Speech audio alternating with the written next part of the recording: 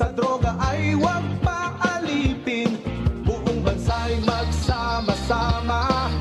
In 5, 4, 3, 2, 1, MPBL na! MPBL na! Yan ang liga ng bawat Pilipino sa Luzon, sa Visayas, sa Mindanao. MPBL na! Yan ang liga ng bawat Pilipino sa Luzon, sa Visayas, sa Mindanao.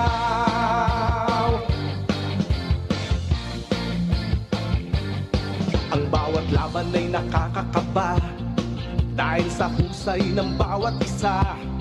Sigawan ay yumayanig kapag nag 3 points na. Bawat bayay di patatalo, buong barangay ay suportado. Kahit ano ang mangyari, sama-sama tayo. Basketball na muna tayo, iwasan na ang mga bisyo. Sports ang laging iisipin, sa droga ay huwag paalipin. Buong bansa'y magsama-sama. In 5, 4, 3, 2, 1, MPBL na! MPBL na! Yan ang liga ng bawat Pilipino sa Luzon, sa Visayas, sa Mindanao. MPBL na!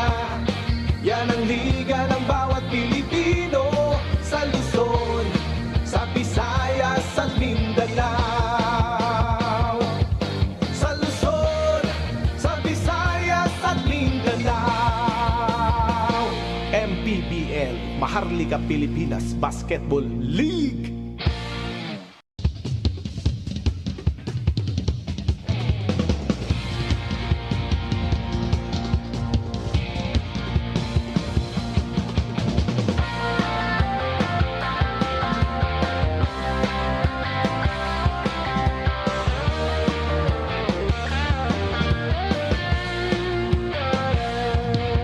Bawat bayan ay sumasaya kapag may labay nagkakaisa. Luzon, Visayas, Mindanao, basketball na! Ang bawat labay pinaghahandaan, kaya yumayanig ang bakbakan. Todo suporta ang lahat sa kanya-kanyang kupunan. Basketball na muna tayo, iwasan na ang mga bisyo.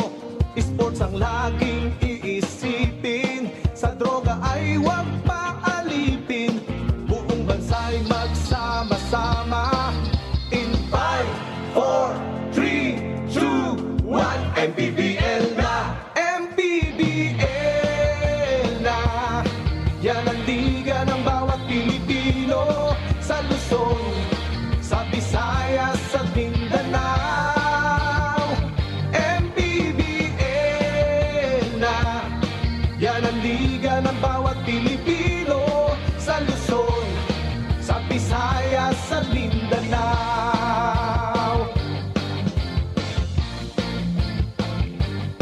Ang bawat laban ay nakakakaba dahil sa husay ng bawat isa. Sigawan ay yumayanig kapag nag 3 points na. Bawat bayay di patatalo, buong barangay ay suportado. Kahit ano ang mangyari, sama-sama tayo. Basketball na muna tayo, iwasan na ang mga bisyo. Sports ang laging iisipin, sa droga ay huwag paalipin. Buong bansa'y magsama-sama. In 5, 4, 3, 2, 1, MPBL na! MPBL na! Yan ang liga ng bawat Pilipino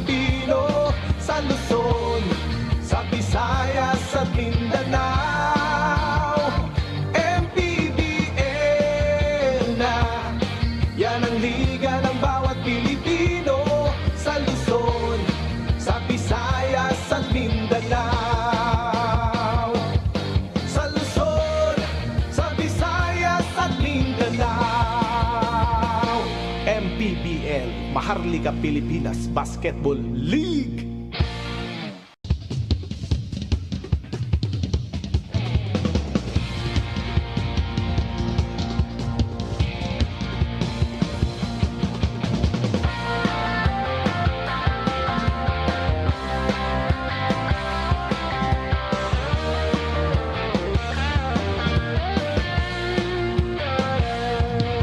Bawat bayan ay sumasaya kapag may labay nagkakaisa. Luzon, Visayas, Mindanao, basketball na. Ang bawat labay pinaghahandaan, kaya yumayanig ang bakbakan. Todo suporta ang lahat sa kanya-kanyang kupunan. Basketball na muna tayo, iwasan na ang mga bisyo. Sports ang laging iisipin, sa droga ay huwag paalipin. Buong bansa'y magsama-sama. In 5, 4, 3, 2, 1, MPBL na! MPBL na! Yan ang liga ng bawat Pilipino, sa Luzon, sa Visayas, sa Mindanao. MPBL na!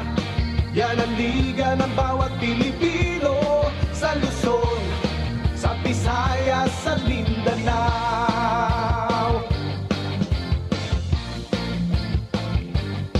Ang bawat laban ay nakakakaba dahil sa husay ng bawat isa. Sigawan ay yumayanig kapag nag 3 points na. Bawat bayay di patatalo, buong barangay ay suportado. Kahit ano ang mangyari, sama-sama tayo. Basketball na muna tayo, iwasan na ang mga bisyo. Sports ang laging iisipin, sa droga ay huwag paalipin. Buong bansa'y magsama-sama. In 5, 4, 3, 2, 1, MPBL na! MPBL na!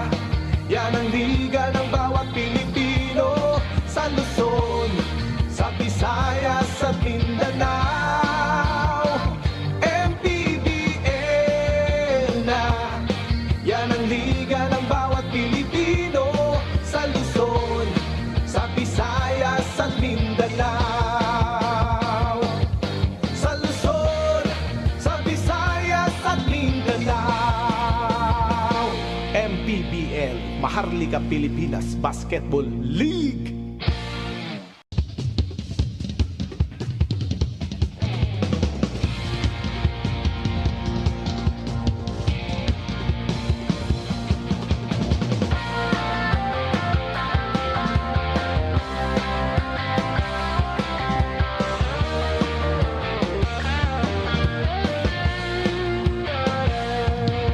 Bawat bayan ay sumasaya kapag may labay nagkakaisa. Luzon, Visayas, Mindanao, basketball na. Ang bawat labay pinaghahandaan, kaya yumayanig ang bakbakan. Todo suporta ang lahat sa kanya-kanyang kupunan. Basketball na muna tayo, iwasan na ang mga bisyo.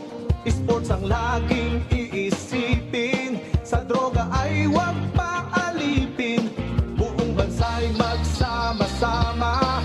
In 5, 4, 3, 2, 1, MPBL na! MPBL na! Yan ang liga ng bawat Pilipino, sa Luzon, sa Visayas, sa Mindanao. MPBL na! Yan ang liga ng bawat Pilipino, sa Luzon, sa Visayas, sa Mindanao.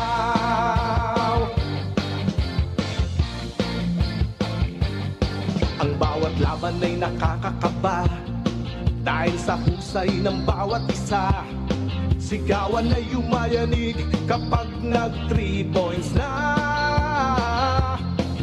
Bawat bayay di patatalo, buong barangay ay suportado. Kahit ano ang mangyari, sama-sama tayo. Basketball na muna tayo, iwasan na ang mga bisyo. Sports ang laging iisipin, sa droga ay huwag paalipin. Buong bansa'y magsama-sama. In 5, 4, 3, 2, 1, MPBL na, MPBL na. Yan ang liga ng bawat Pilipino, sa Luzon, sa Visayas at Mindanao. MPBL. The San Andres Sports Complex is just about ready for more basketball action as Manila will be defending its home court against the Quezon Huskers. Kaya ba nila LJ Gonzalez, Cyrus Torres at Judel Fuentes ang experience nila Raba Al-Husseini at Carl Brian Cruz? All that and more dito lang sa liga na sinusubaybayan mula Luzon, Visayas at Mindanao. Buckle up folks, this is your Maharlika Pilipinas Basketball League.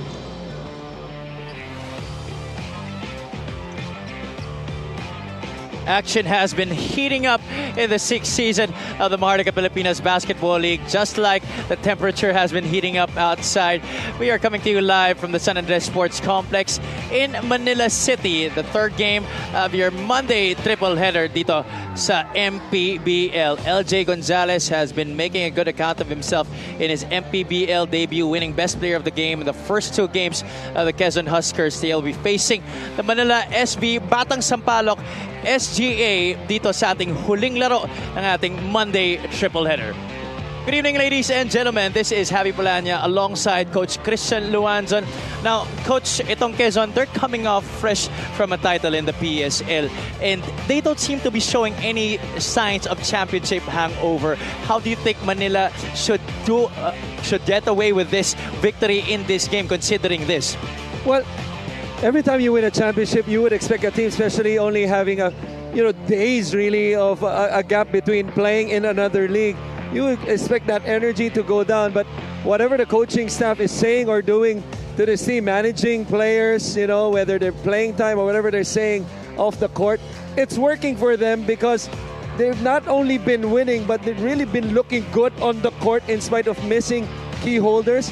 And if you're Manila, this is a team you don't want to take for granted. Kahit kulang pa sila, as we see some players still in street clothes. That's right. Both of these teams actually have still players that we are waiting to see, especially for Manila. Right. We have a guy named Greg Slaughter. Yeah, malita tao lang. 7 footer lang. Small guy. Yeah. Of course, you saw the third member of our broadcast panel, Ms. Mika Abisamis. We'll be hearing her reports later on. Pag-usapan na natin ang previous games ng parehong kupunan. Unahin na natin dyan ang last game ng Quezon Huskers. They got away with a 72-68 victory against the Pangasinan Heatwaves in this very venue. But 2 different stories for these 2 teams in their past few games. For Quezon, they were up pretty much the whole game until they found themselves only up by 1 after 3 quarters. It was a nip and tuck affair in the 4th quarter. And you're right, LJ Gonzalez, 2 straight games, 2 Best Player awards, and the shooting numbers, not outstanding. No, but the assist part, that's the one that separated this game because LJ Gonzalez, his playmaking, the way he set up his teammates, particularly Cyrus Torres, a guy who's very much familiar with. He had 8 of the 21 assists, and that was huge for them. The only negative thing about LJ in that game, he was 1 for 5 on the stripe, which is really uncharacteristic. Well, let's see how Coach Eric Gonzalez did prepare LJ for this game, especially shooting from the free throw line, considering how much the other teams try to foul him when he drives inside the paint. Pag-usapan natin ang previous game ng Manila Batang Sampaloc. They won a close one against the Caloocan Batang Kankalu. Now, this was a game that they had to come back from, but thankfully, playing on their home court, they were able to get their 3rd straight victory after dropping their opening game to Parañaque. And as we mentioned earlier, this was a different story because Manila found themselves from start to finish, before the last 5 minutes rather, of playing catch-up basketball because Caloocan was leading the whole time until when in the fourth quarter, the last 5 minutes, they were able to build a little cushion of having a 61-55 lead, which is their biggest lead of the game. Caloocan had a chance to win that game if not for the free throw shooting of their players. But still, if you're Manila, you're happy you were able to escape that and continue to roll on with this winning streak. And you've said it, Coach, that free throw shooting does sometimes decide the outcomes of the games. Now, ladies and gentlemen, handa na ba kayo para dito sa Manila and Quezon? Let's now turn you over to Richard Tampos for the start of this game. By Extreme. Here are the starters. Let's begin with the Quezon Huskers. Guard number 2, Judel Fuentes. Power forward number 5, Simon Sandagon. Guard number 13, LJ Gonzalez. Playing center number 24, RJ Minerva. Starting at forward number 10, the Sena Honorable Mayor, Mark Alcala. The head coach is Eric Gonzalez. Assistant coaches, Richie Tixon, Nash Rosella, Ed De La Torre, Luis Nolasco, Jonathan De Guzman, and Bernard Tequilla. Team manager is Attorney Don Capunan. The team honors are Governor Doc Helen Tan, Congressman Mike Tan, and Mayor Ralph Lim.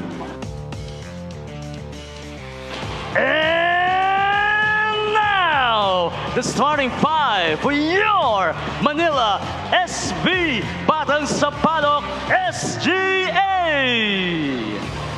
Starting at forward number 1, DJ Mitchell. Point guard number 11, Pau Habilona. Power forward number 17, Carl Brian Cruz. Two guard number 18, Francis Escandor. Playing center number 28, your very own from Tondo, Manila, Sean Umali. The head coach is Gabby Severino. His assistants are Ricky Dandan, Ren Noriega, and Max Dayandante. Coaching consultant, Charles Chu. The team managers are Neil Arce and Ado Salazar. Team governor Joey Simanes. The team owners are Our starting 5 of the game brought to you by Buenas, LJ Gonzalez, Judel Fuentes in the backcourt, joined by RJ Minerva, Simon Sandagon, and Mayor Mark Alcala for your home squad. It's Pau Havilona, Francis Escandor, Sean Umali, CBC, Carl Brian Cruz, and DJ Mitchell. Thank you so much for joining us, ladies and gentlemen, for everybody watching on MPTV Channel 98, Satellite Channel 53, on Facebook, on YouTube, as well as on the Pilipinas Live app. This is the last game of your Monday triple header of the Maharlika Pilipinas Basketball League here at the San Andres Sports Complex. Javi Palanya, joined by Coach Christian Luanzon and Miss Mika Abisamis. Manila taking first possession here. Havilona failing to get that outside shot to drop, but Sean Umali drawing first blood right away on that foul. So a different starting lineup to start out with Quezon.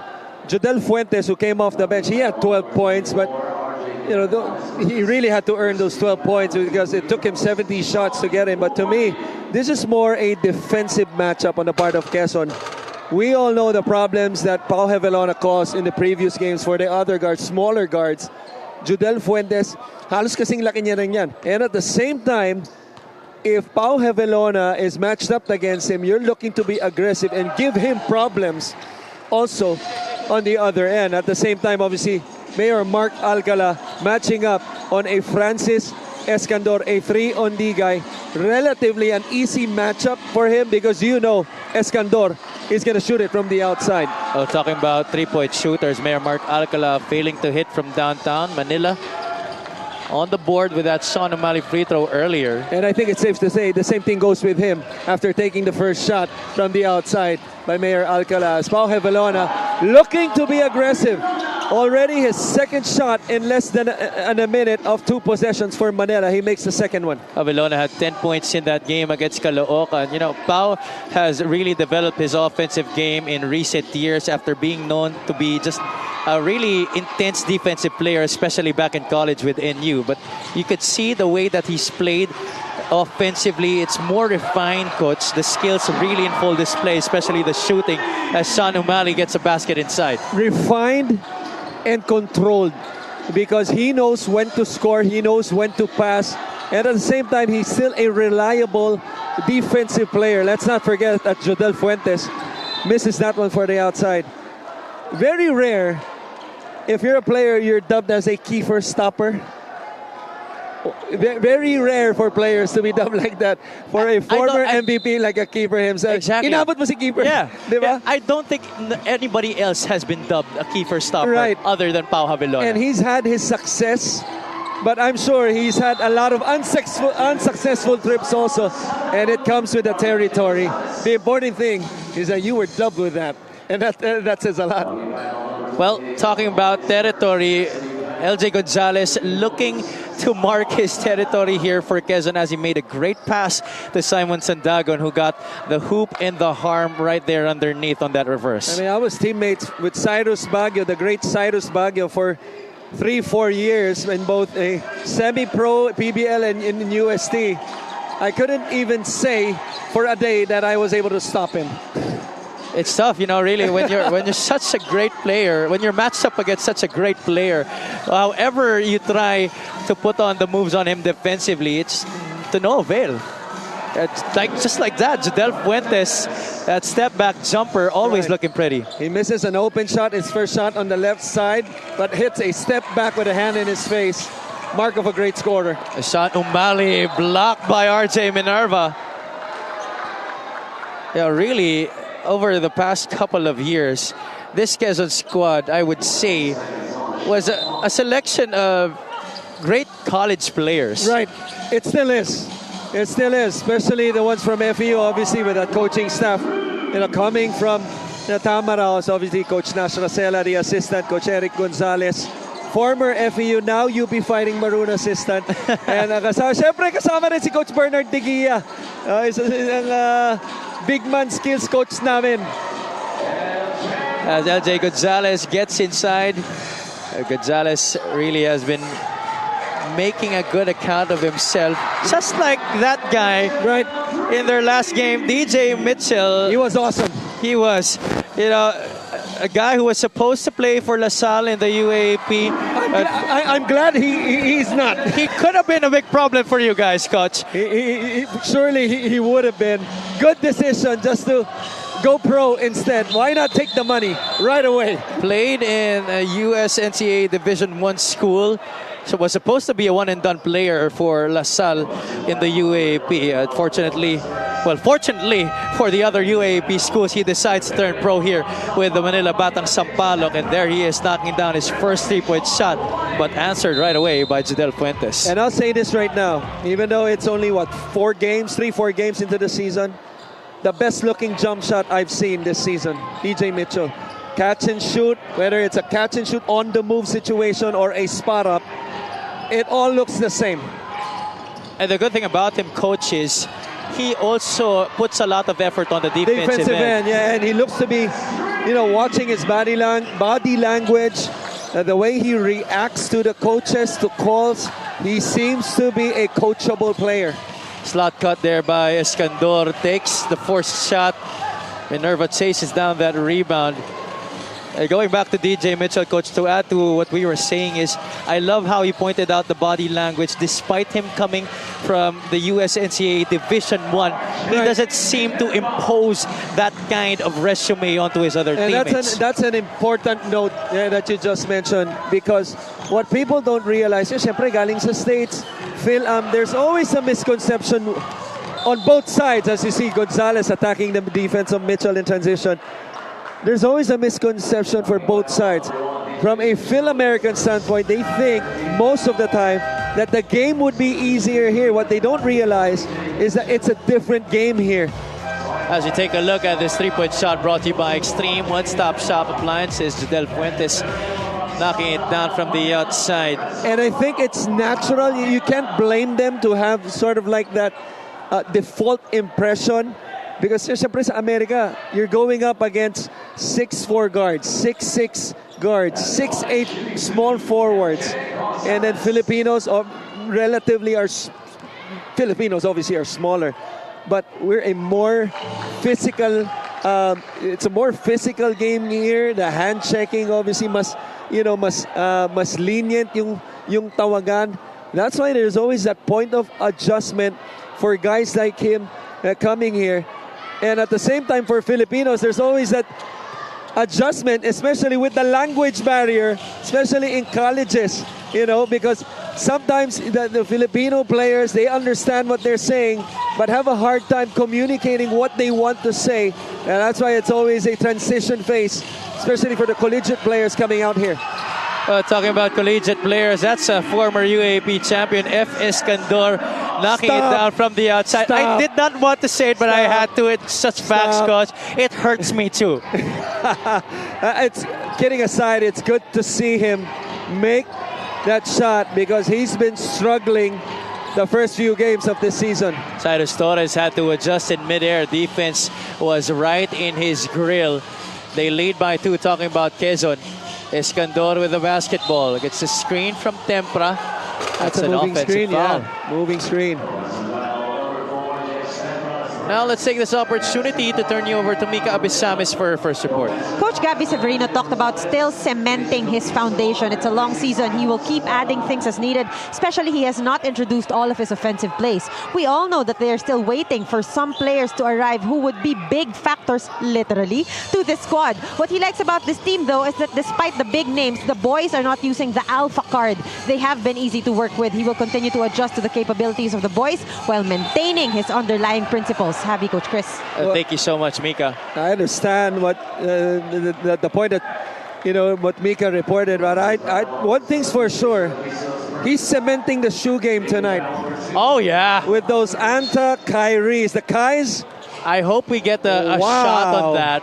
In fact, we've been featuring players' shoes on our social media I know, accounts. I see that. Maybe it's time to feature the coaches' shoes. Wow, those are fire, to say the least. Well, by the head coach.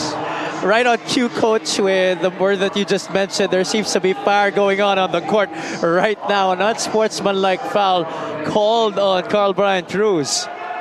On Gozum, right? Yes. Yeah, and that's one thing, one of the quick adjustments. The first sub of Coach Eric Gonzalez of Quezon is putting in Gozum. He wasn't really comfortable of the matchup of Minerva on CBC, who started out this game. Pinasok niya si Gozum. Take a look at what happened there. Two players got entangled. Different generations of big men. There you go. Above the shoulder. Yeah. Oh.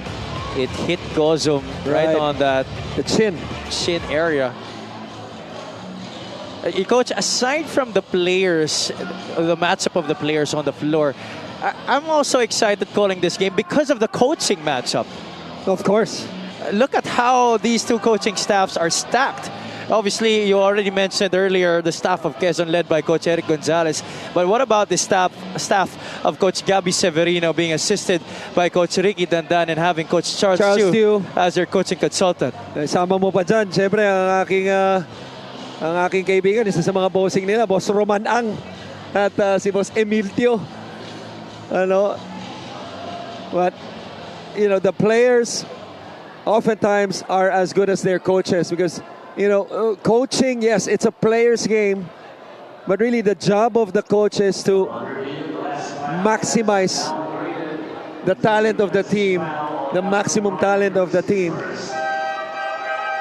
There you go. Richard Tampos has already communicated the decision. It's been downgraded to an offensive foul. So no free throws and ball possession will still go to Quezon. 4 minutes and 30 the time remaining here in the first quarter.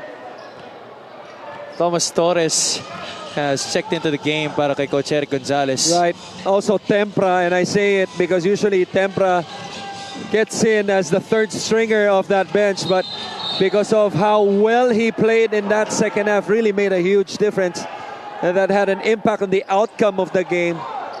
He's first to come off the bench in that front court unit. Rabal Hussaini is also in the game, as well as Renzo Navarro para dito sa Manila Batang Sampaloc. Didat Hanapi, who has created a lot of headaches for Coach Christian Luanzan and company in the UAP. But not this year, not this year. Good job. Great decision of taking the money and turning pro. Just like DJ Mitchell. Turnover forced there by Quezon. Di pa rin gumagalaw ang ating score dito. Still 15-13. Piso. Careless. Turnover right there, trying to hand it off to Thomas Torres. Something that you don't really expect to see from this Quezon team. Because those are veteran guards, to your point. Christian Bunyag, the former San Juan Knight, will check in here for Quezon, trying to match up with the 6'7" Rabao Husseini. Tempra wants it against Will Gozum. Enzo Navarro comes out. Navarro for 3 off to the right. Bunyag lets it sail out of bounds. It's Quezon basketball. Well, I thought Rabah Al Husseini, as good as Navarro has been hitting his shots, he had, he made 3 3-pointers in the last game, 3 of the 12. But in that instance, I thought Rabah Al Husseini was wide open, underneath for that high-low play against Bunyag. Al Husseini shows on Torres. Fuentes looks up at the clock. It reads 6. Escandor right in his grill. Walk. Traveling violation against Judel Fuentes. There's a reason why it's 3 and D. 3 on the offensive end, D on the defensive end. Escandor, an established 3 and D guy. And they really needed to put the shackles on Judel Fuentes. He now has 9 points at this moment. Tempra hands it off to F. Escandor. Navarro now gets a screen from Al Husseini. Bunyag shows out. They try to trap Navarro and he throws it away. A little too high for Rabah Al Husseini. One of the rare turnovers of Navarro because they've been so good. The backcourt of Manila, the starting guard in Pau Havelona and Navarro, they have carried their team and have certainly had an impact to winning. It's such a luxury for Manila to have those 2 guards in their roster to man the backcourt, especially with the reputations that they've had, not just from their pro careers, but since their collegiate days. Navarro, a former UAAP, played 1 year for La Salle and the rest of his years as a transferee to the NCAA in San Sebastian. And Pau Havelona, obviously a UAAP champion. What you like about Pau Havelona, paulit-ulit na ako, from a role player, defensive guy, has become a dynamic offensive player as well. You talk about dynamic offensive player, Rabah Al Husseini, definitely one of them. Al Husseini, a former UAAP MVP, former UAAP champion, now trying to make a name for himself dito sa Liga ng Bawat Pilipino. It'll be interesting to see once the big guy comes in, I think next month. That free throw brought to you by Extreme Appliances, ang subok at kompletong appliance brand ng Pilipinas. The interesting part to me there is that will it be a combination, both of them on the same floor? Or will it be Greg Slaughter starting or Rabah Al Husseini coming off the bench? That definitely is going to be a very intriguing thing to think about, considering that they've never played together before in their careers. Kasi nauna si Rabah, and then that's when Greg Slaughter came in sa Ateneo. And I say that because as Bunyag hits the jumper in that short corner, and I say that because, correct me if I'm wrong, Umali is an SGL player, transferee from Lyceum to CSB. He's in his residency year. But I don't think he can still continue to play this season, even though he's still in residency year. Is that right? Yeah, that's correct, because the NCAA has already prohibited, right? That SGL players could only play until June, and that's going to be it. They're not going to be they're not going to be allowing SGL players to play in the NCAA. So the same thing with guys like Escamis, obviously. But to my point, when Greg Slaughter arrives, are they going to play them together? Because they're going to be one man down already, I think, by June in Umali in that front court. So that's another phase, even though both come from Ateneo, another phase, because 2 guys, they're not exactly the quickest players. So if you play them together, it's going to be a slow game for Manila, but it's going to be a tall and tough team inside the paint. Literally, Coach, to also add to that discussion is these two guys, they're used to being the main big men always. Right. As James Tempra gets 2 points inside para sa Manila, 19-18. Gozum now with the rock. Torres on the DHO. Cyrus hangs, floats it up, and gets it in. Well, that's a move of a veteran, and I say that because Torres, it's only his first season as a pro player. Kakatapos lang yan as he, decided not to finish his 5th year in the FEU. Another thank you from me. Dami po walang dapat ilibre dito, Coach. Domark Matiliano, former Muntinlupa player. Gozum charges into Raba Al-Husseini. Right. A good job by Al-Husseini beating him to the spot kahit na mas mabilis yung Gozum. But I'm not sure if that's the right call. I gotta see this once again. Yes, it was the right call. There was an extension of that left arm. See that again from a different angle. Meron eh. Raba Al-Husseini playing defense right there for Manila. I think it's good that Manila has employed the services of Coach Gabby Severino and have gotten Raba Al-Husseini and by June, Greg Slaughter, because these are two players he's already handled and are very familiar with because he was an assistant coach with Ateneo at that time. 100%. And I also think his fiery personality and, really known to be a tactician also, his wealth of experience, that's going to be key for them as the captain of this ship. Talking about Coach Gabby for Manila. But of course, Coach Gabby also now an assistant coach with the FEU Tamaraws. Right.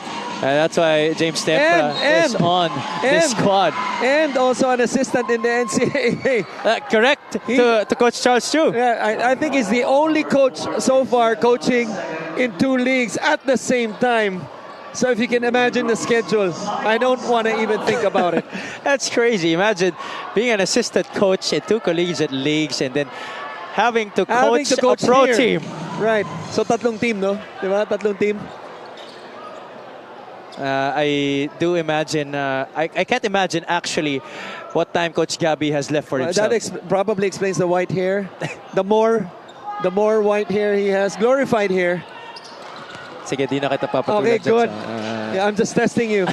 Kung gatongero ka pa rin. Nagbago ka na. Well, that guy hasn't changed one bit. Matilian is still a dead shot from the outside as Quezon extends their lead to 5. Last shot time here for Manila. Earth to heavy, where are you? Hindi ako sanay. Mabait ka. I'm right here, Coach. People change too. Renzo Navarro from the outside. Rims out. Torres still has time. Does he realize it? Torres overshoots the mark. The heave was nowhere near hitting the basket, and that is it for the first 10 minutes of this ball game between Quezon and Manila. Oh, what an interesting quarter for both teams. It just felt like both teams were like trying to feel each other. Kung ano yung itatakbo yung sets, kung sino yung matchup na ilalagay nyo against who. And then the adjustments in between. Judel Fuentes starting this game. It's going to be interesting to see how both coaches will try to run their schemes in the next few quarters. Fuentes already with 9 points sa laro na to lead all scorers. That's a score 25-21 after the end of the first quarter. It's brought to you by GameX, the official online ending partner of the MPBL, the first and original online basketball ending sa Pinas.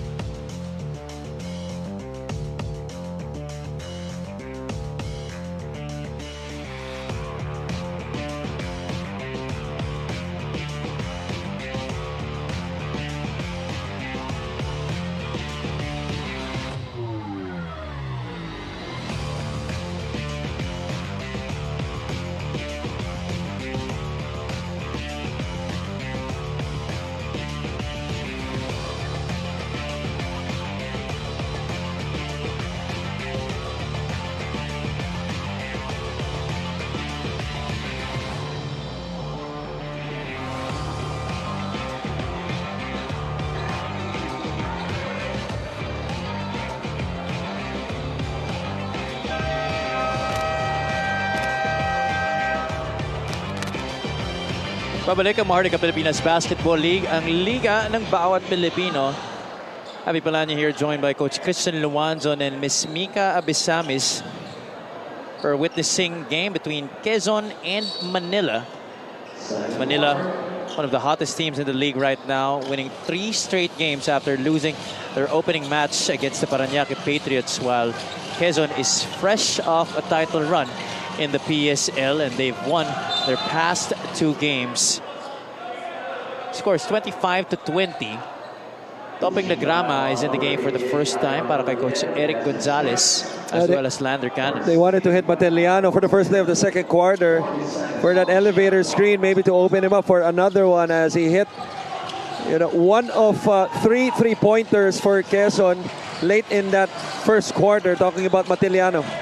La Grama down low, Cannon trying to barrel his way past Ira Batelier. Enzo Navarro gets the loose ball.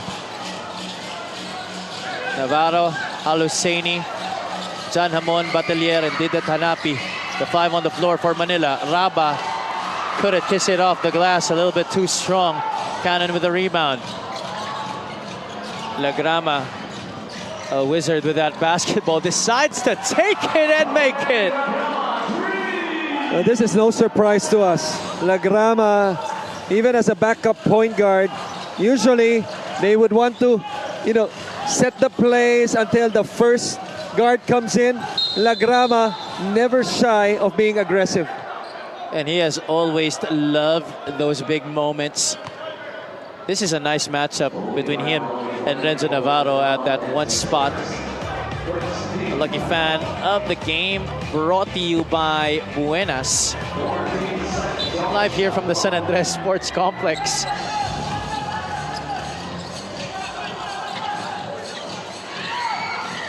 Hanapi from the outside could not hit.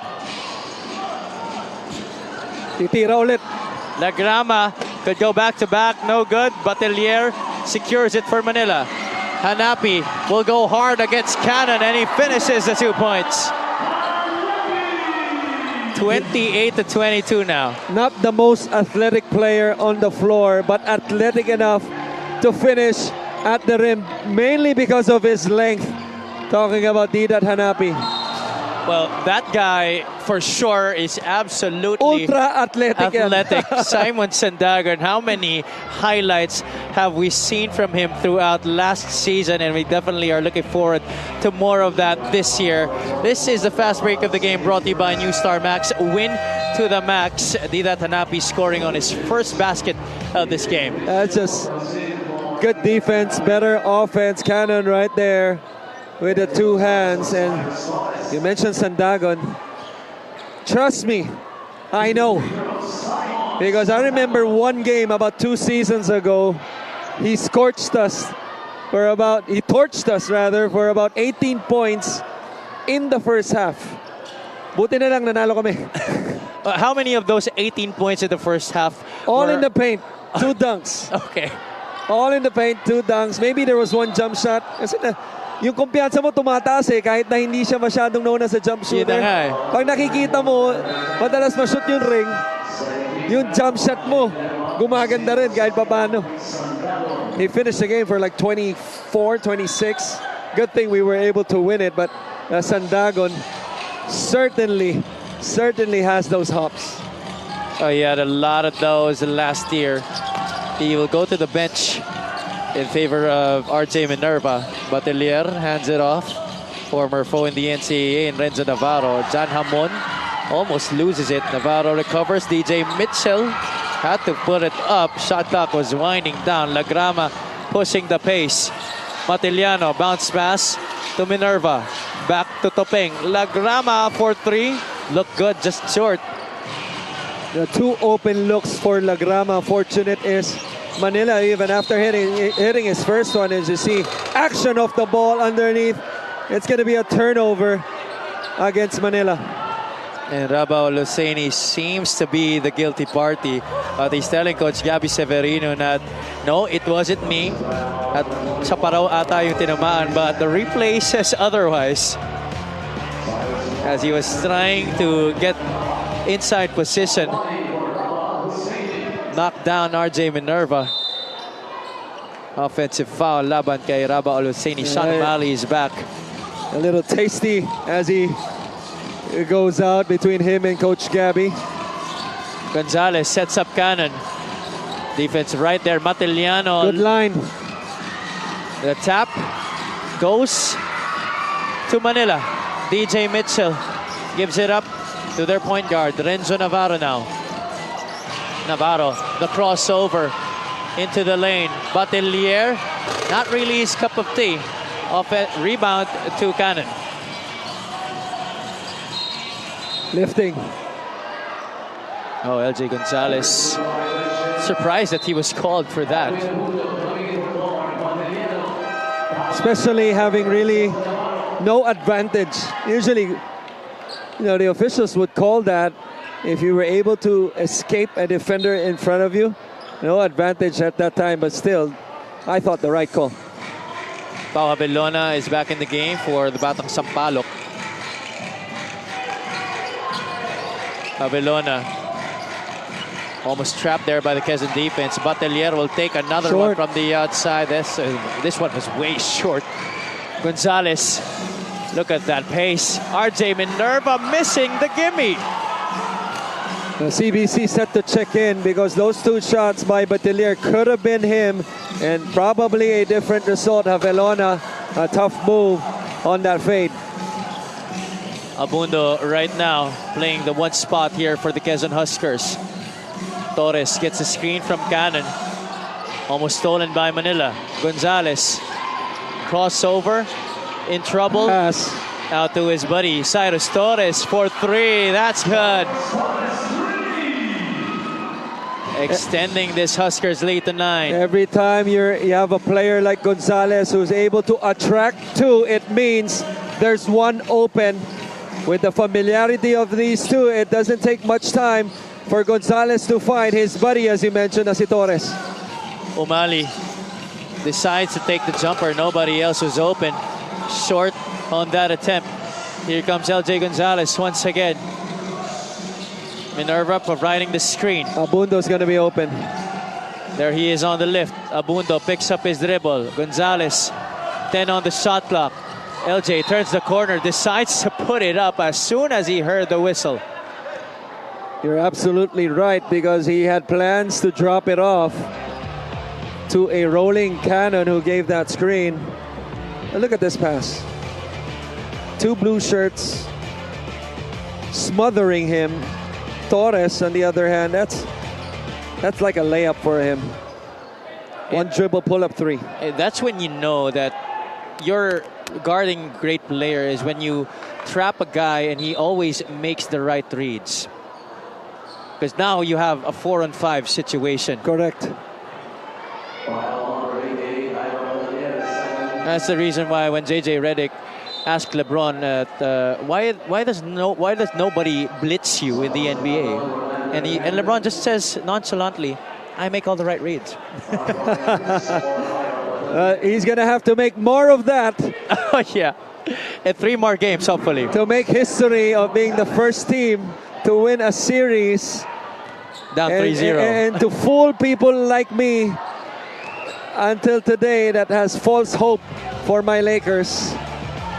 I wouldn't say it's false hope, coach. I feel like it's tell you what, loyalty. If they win Game 5, I'm gonna have a little bit of hope. Okay. But until then, up to this day, when are they playing tomorrow? Bukas ba?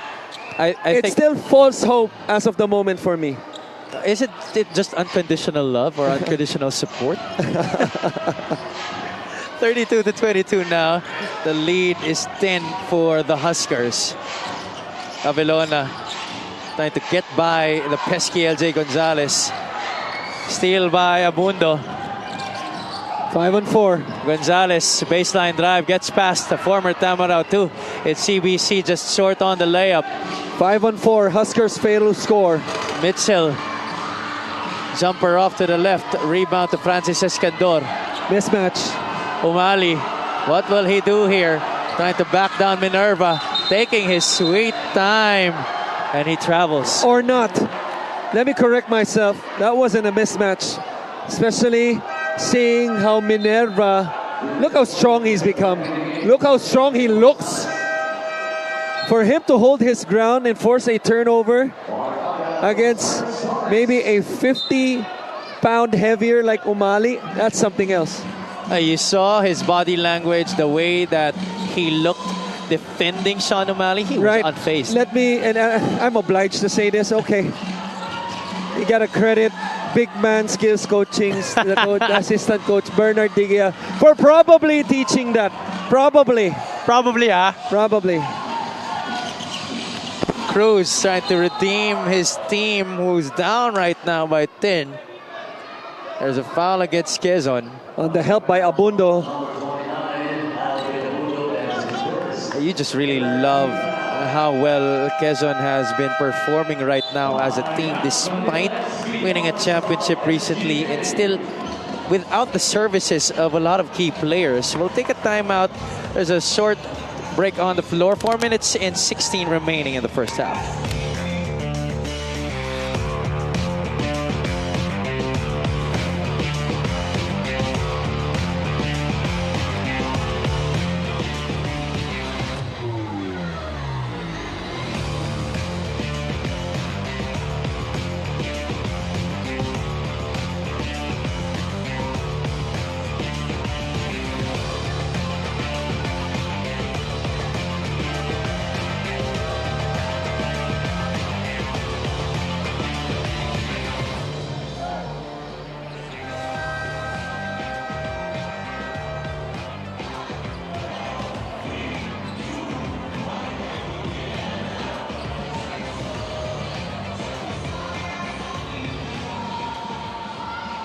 Back here inside the San Andres Sports Complex in Manila City, the home of the Batang Sampaloc, who are currently on a 3-game winning streak, but they are down by 10 right now against the Quezon Huskers. 17 on the shot clock here for the Blue Shirts. O'Malley providing the screen. Javelona will launch. No good. Rebound to RJ Minerva. Siya na rin ang magbababa ng bola dito. Minerva loses it after that behind the back. And that's going to be Manila basketball. Well, his intention was good. He wanted to pass the ball to an open Mayor Alcala on the left side. But because of the mishandle, he was not able to gather the basketball and execute the pass. So it ends up as a turnover. Looks happening here. CBC pa ang nagmamap dito. Masipag yan. Oh, masipag talaga. Siyempre. Alam mo nung pandemic, one of the few active players na talagang remember, this is a guy at that time making millions already. Selling, I believe yung mga pang car wash na nagagamit mo pambahay, mga portable. Here he gets entangled with the Quezon player who's down on the floor. Is that Thomas Torres? Might be. Or Mayor Alcala. I think it's Mayor. No. No, it's Judel Fuentes. Remember, this is going to be an interesting call because if it's against Manila, because CBC was involved, he could be thrown out. If it's an unsportsmanlike foul. He had one earlier already. It was downgraded, Coach. It was downgraded? Okay. So thank you for correcting me on that. It was downgraded to just an offensive foul. Because the initial call was an unspot and downgraded. Okay. Let's see here what our referees will decide. Of course, both coaches huddling up their players right now on their respective sides of the floor. Manila has struggled at the tail end of the first quarter all the way here to the second period. And Quezon has just been putting on a masterclass defensively in this game, holding Manila to just 32% from the field while shooting 52% themselves in this game. And yet they're only down by 10. A number like that, 50% against 32%, usually teams will be down by at least 15, 18, 20. Manila is still in this game, especially if this call is for them. Right now, it may be just a matter of making shots here para sa kanila. Quezon has also struggled to hit their shots the past few possessions. Coach Eric Gonzalez looking to lead Quezon all the way to the national finals this year. Of course, Quezon, one of the newer teams here sa ating liga. This is a reloaded roster with former league MVP Gabanal yet to see action. Right. They still have Robin Ronyo, who is a reliable shooter, defender. Jesse Saitanan as well. Saitanan, right. Prince Rivero. Prince Rivero also yet to make the main lineup here as he's still trying to recover from an injury. If you're wondering why Jeric Teng is in street clothes, Ay ba na, assistant coach na yan. yeah, it's because he is already an assistant coach for the squad. Wouldn't be surprised if we would call him someday Vice Mayor Jeric Teng or Mayor Jeric Teng. Really? I wouldn't be surprised. Remember, homegrown yan. Taga Quezon yan. Okay, this was the last play. That's a There's the block. block. And then see there on the middle, Carl Bryant Cruz and Judel Fuentes Ayun. getting tangled up.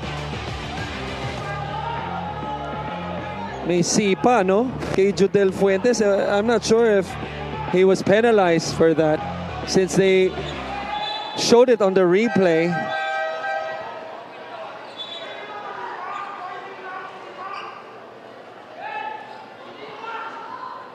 Manila bench is really contesting that last call. And I don't mind this warning. I would probably even get a technical for myself after seeing that replay. Nonetheless, Umali on the line for 2 free throws. I expect the next 3 minutes and 51 seconds to be the hottest part probably of this game. Malamig na rito, ah. Yun na nga, funny Sa that you San should say Andres, that. I was gonna say that. Right there. With CBC still in the game. Judel Fuentes still in the game. Ito nga, kasi sila ni Sandagon, medyo mainit na. Timeout ngayon si Coach Eric. There you go. Trying To to talk cool to, things down. to talk to the officials. So this timeout is not for the players. It's for the officials. All right, we'll take a short break. 3 minutes and 51 remaining here in the first half.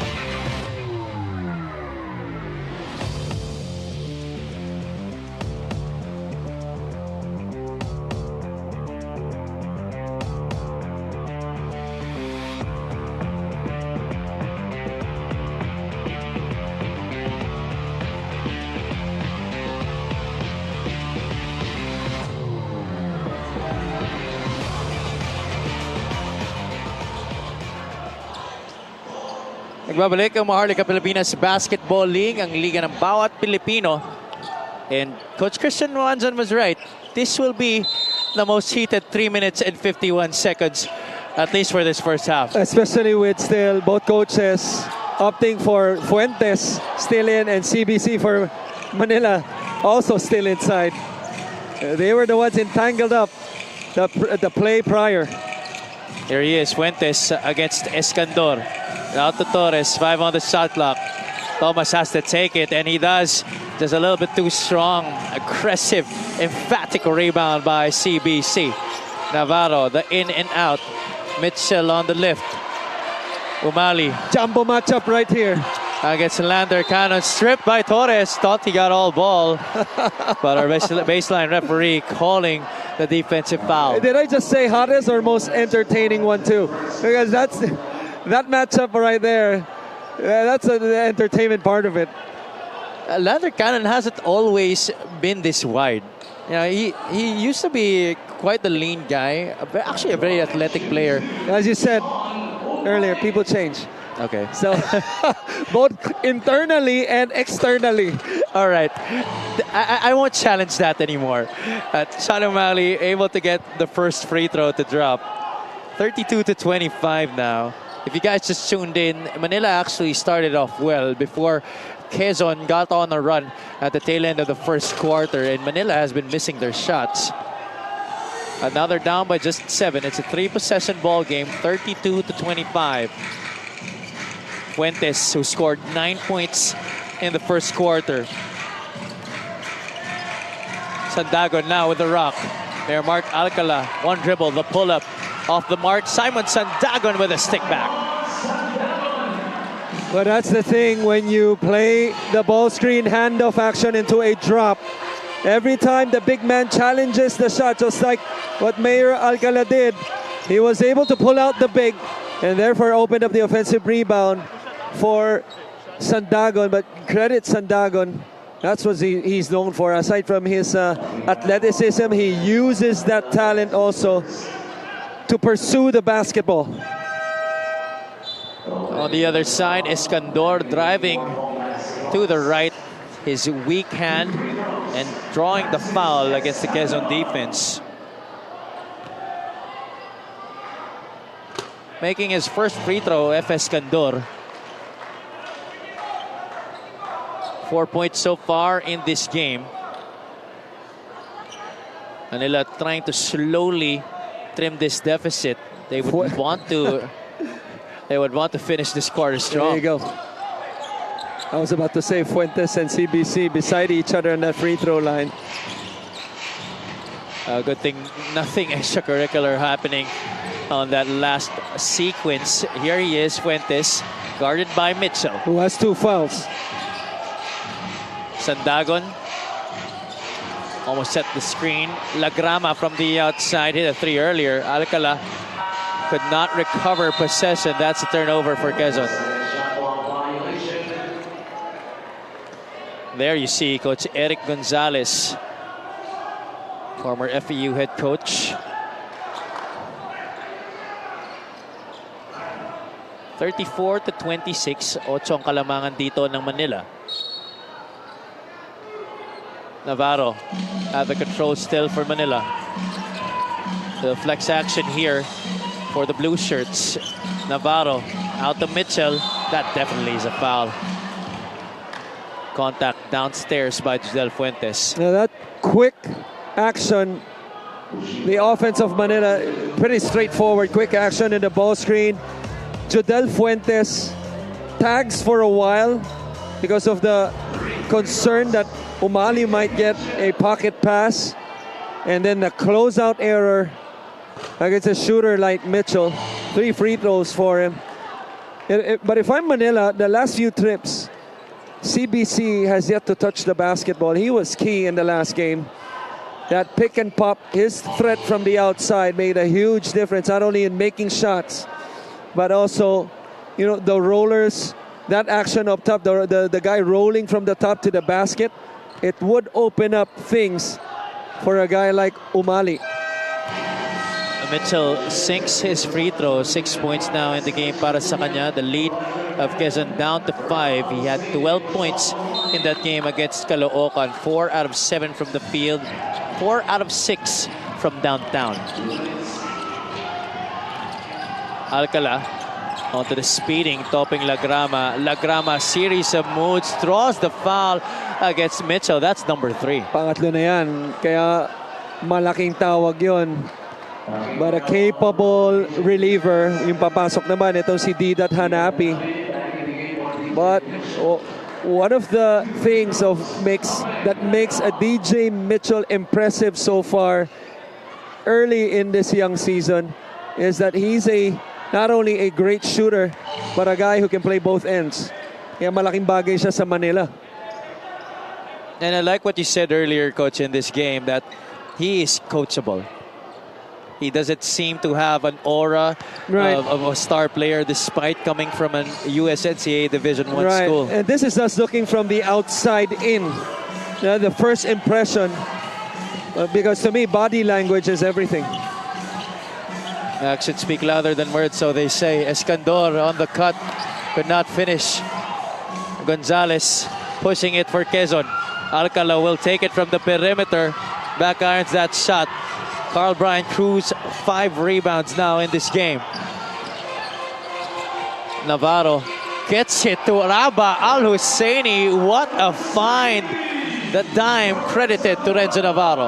How about the invisible cones that he went through before the dime?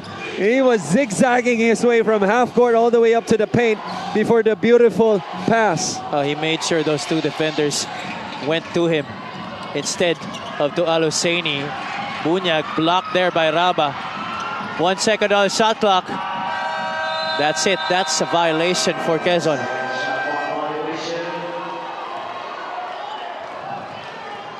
.1 seconds remaining here in the first half. This is just a 5-point lead Manila is staring at. And Coach Gabby Severino will take this opportunity to burn his last time out of the first half. We'll take a short break. We'll be right back.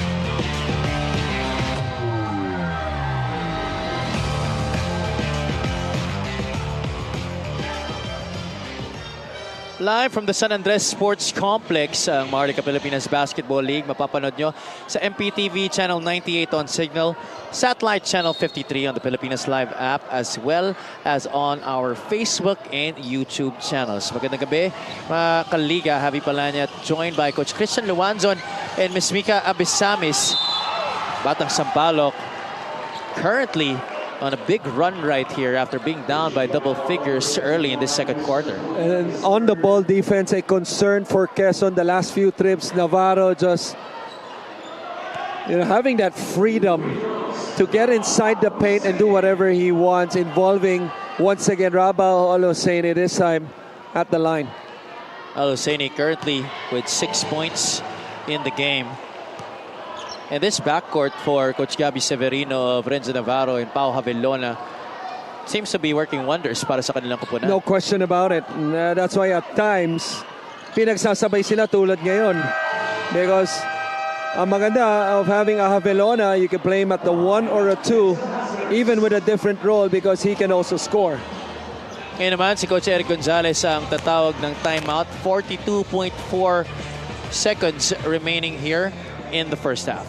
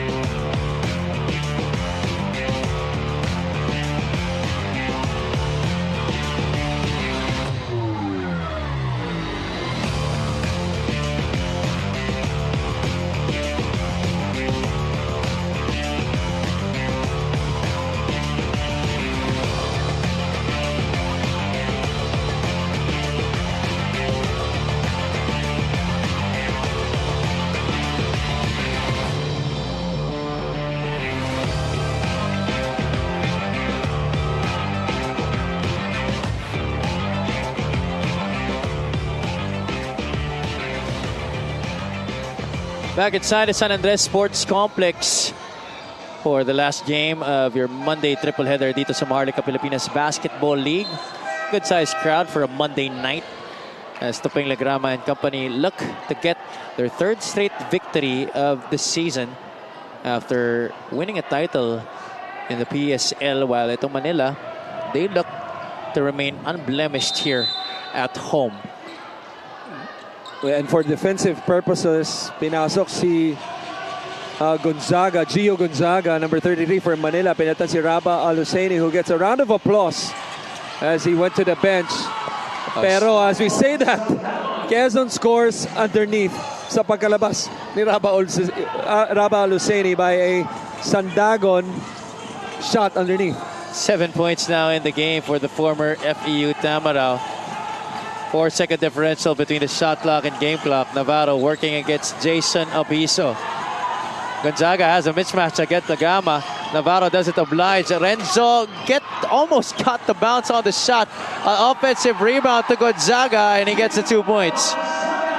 And that's the risk of switching everything, including the 1-2-5 ball screen. Which I thought it was the right move. Kakapasok lang nitong si Gonzaga. It just so happened na medyo maliit lang talaga sila Grama as Gonzaga literally took the ball on top of it and was able to finish para i-cut yung lead to 3 heading into the half. 38-35, our halftime score brought to you by GameX, the official online ending partner of the MPBL, the first and original online basketball ending sa Pinas. Tungayan naman natin ang highlights ng ating Player of the Week, Valenzuela's very own Dennis Santos.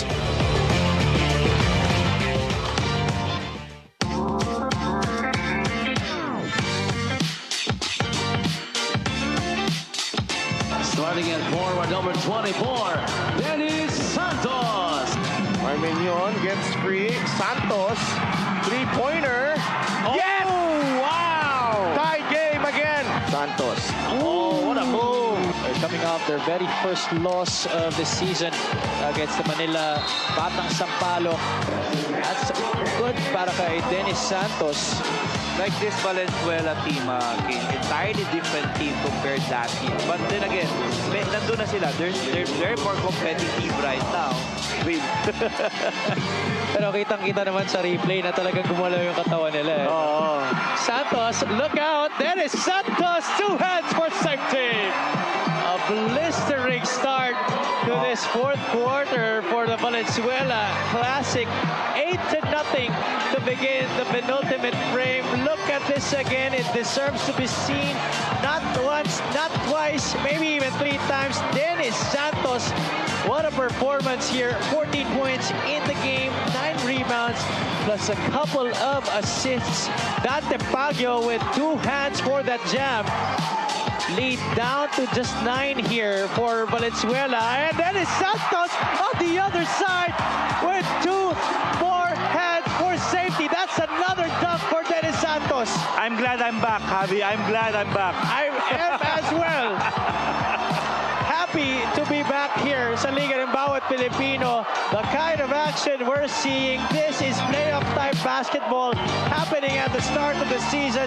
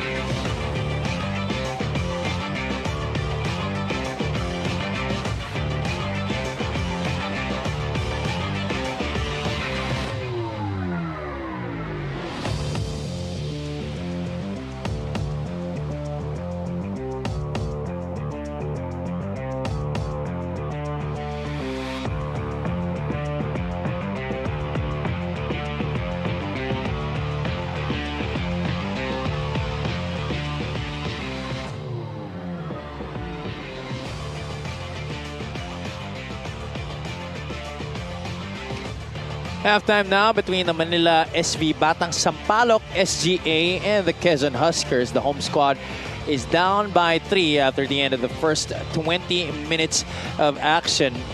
Manila was actually down by double figures at the end of the first quarter and at the start of the second period, but they were able to cut this lead down to just a single possession ball game here at the half.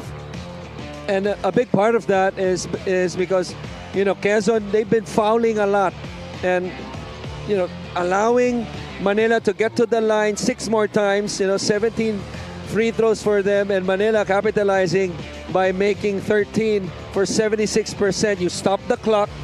More importantly, it allows you to set your defense on the other end. You score, and then you get a stop, and then maybe on the other end, you draw a foul once again. And then that has happened a lot. That happened a lot, rather, especially in the last 5 minutes. Big thanks to the playmaking of this point guard, Navarro. The few bright spots for Manila was in that last 5 minutes as they were trying to catch up in this game. He's still scoreless in this game, talking about Renzo Navarro, but he does have 8 assists in this game already. As we take a look at the leading scorers for Quezon, it's Fuentes with 8, Sandagon with 7, Legrama and Torres with 5 apiece. But Fuentes has actually not scored in the second quarter. Yeah. All of those points coming in the first period. Simon Sandagon has had his moments in this game. Raba Oluseini leads the scorers for Manila with 7, Umali with 6, Mitchell with 6 as well, and James Tempra started this game has 4. Raba Oluseini, we talked about the free throws, made a living on the free throw line, scoring 5 of the 7 points. The only field goal he has so far is that drive and dime dish by Navarro that you just saw. So, tingnan natin kung ano maging adjustment ng both teams, though. This is something that we talked about. It feels like, one of the beauties of, having great minds, great coaches as both teams has. It feels like there's an invisible, communication between them that they're not saying to each other that happens in between the game. Gagawin yung isang play na ganito o isang adjustment, magka-counter yung isa. And with that counter, magka-counter din yung isa. That was very evident in the first game. Apart from the extracurricular that happened also in the second quarter. Well, it's a game of basketball, but it's looking virtually like a game of chess as well on the sidelines for the coaches, because they try to outdo each other in every play. And, that's just natural because these two coaching staffs are really stacked, and these two coaching staffs are out to win this ball game. Right, both also are legit contenders in this league. And especially when, as we kept on mentioning, especially when Greg Slaughter arrives in the next few weeks or months. It's definitely going to change the complexion of our league. Having a guy like Greg Slaughter, of course, this was brought about because of the dominance of a guy named Balti Baltazar last year for Pampanga, which gave them the national championship practically. Al-Husseini, early receive right there against RJ Minerva. Could not finish with the left hand. He's joined by Efes Candor, Pau Havelona, Carl Brian Cruz, and Didat Hanapi plus Pau Havelona. Javi, how impressive has been RJ Minerva for his individual defense on the post. That's the second time tonight as he was able to hold his ground. The first one against Umali in the first half, and last trip against Al-Husseini. But talk about a move. LJ Gonzalez, relatively quiet in that first half. Naging maingay doon sa galaw na yon. Sinigawan pa ni Coach Gabi, magkasama yan sa FEU. Yung friendly like that sigaw. Tingnan mo to, oh. Op. Look at that. Enter the blender, CBC. Kapwa, tama raw pa. That's correct. 2 different generations of FEU Tamaraws. That play of the game was brought to you by Buenas. And there will be a technical foul. Taunting. That's against assistant coach the Quezon Huskers, Coach Richie Tixon, who was also quite the scorer in his playing days. So was it? Yeah, I agree with you. He was a shooter, left-handed shooter. So was the call because of Coach Richie or LJ? But it was called on Coach Richie Tixon. Okay. So walang taunting. I take it back. From LJ. Tumingin kasi siya sa bench nitong Manila. I think it was Coach Gabby dahil nga magkasama yan sa Tama Raus.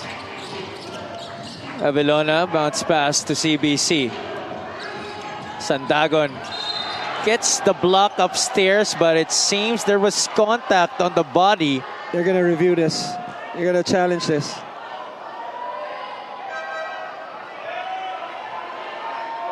It's Coach Richie right now who is standing up on that Quezon sideline while that Coach Eric happens. Gonzalez That happens. is sitting down. And that's because that shows the trust, the relationship between Coach Eric and Coach Richie Tixon. Oh yeah, they've been together for so long. And there you see Coach Eric Gonzalez. Bernard Digia on the right. Jonathan De Guzman on the left. Richie Tixon standing up. Jeric Teng, assistant coach also at the back. Robin Ronyo.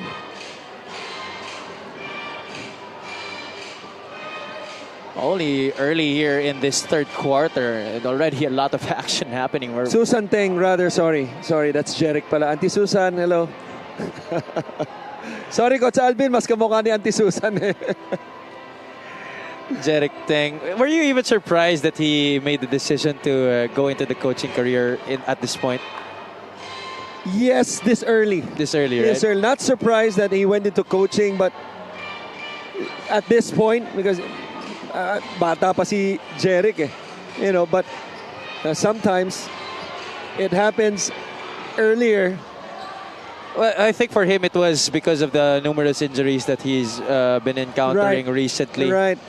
And he had to make a decision whether he would still put his body through that kind of punishment Right, still. and I think he's loving the challenge because he's getting a lot of airtime at the coaching stuff nila. No? Well, I mean, not just that, but to be more seriously. No foul on Simon See, and Sandagon. rightfully so, they deserve the airtime because Challenge is challenge successful. was successful. But a lot of people don't really expect him to be successful this early at the coaching stage. Yeah, here's the play in question. Brian Cruz. That's all ball. Yep. No contact underneath. Possession will still remain with Manila. There will be no foul called on Sandagon. 11 on the shot clock here for the Blue Shirts.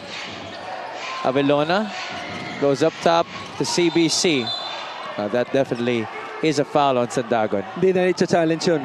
Foul talaga yun. Alam ni Coach Richie Tixon tsaka ni Coach Eric Gonzalez yun. But you see the scouting report. Obviously, the familiarity there as former player, no? Nito ni Coach Nash at ni Coach Eric si CBC. But the way he's been playing, they're forcing him to put the ball on the deck instead of having a clean look for the three. Escandor! That's a strong drive with the left. To his strong side, too. 6 points now in the game for the former LaSalle Green Archer. Former champion. Sa akin na nanggaling. Hindi ko na nga sana sabihin He deserves it. LJ Gonzalez turning the corner. Leaves it. Minerva push shot off to the right. Rebound taken by Fuentes. This is a guy that has to get going, Judel Fuentes. Minerva able to draw the charge was F. Escandor. I know. How about the two impactful plays on both ends by Escandor? First with the layup. Second, drawing the charge on the post. Single coverage for Escandor. And Manila could either tie the ball game or even take the lead in the next possession. Will Gozum will check in now para sa Quezon. Gozum hasn't really seen a lot of time in this game. Let's see if Coach Eric Gonzalez will leave him in the court for a long time here in the third. Avelona almost had that stripped away by LJ Gonzalez. Someone's down, that's CBC. You see there the sportsmanship being displayed by former Tamarao LJ Gonzalez, as well as Will Gozum and Simon Sandagon. 15 on the shot clock here for Manila. Well, you also see the conscious effort. This is something we talked about, getting him involved with more touches. CBC. Escandor was trying to look for Al Husseini. Finally, Javelona gets it to him. Falling away with that hook shot. No problem for Rabah Al Husseini. I love that move. Only took him one dribble as he had 2 feet in the paint to make that turnaround left shoulder jump hook. We're tied at 40 all. Gonzalez drives baseline, tried to get it to Will Gozum. But the Manila defense tight inside that paint. It will stay with Quezon with 11 on their shot clock. Sandagon out to LJ. They set up Judel Fuentes. There's going to be a foul against Escandor.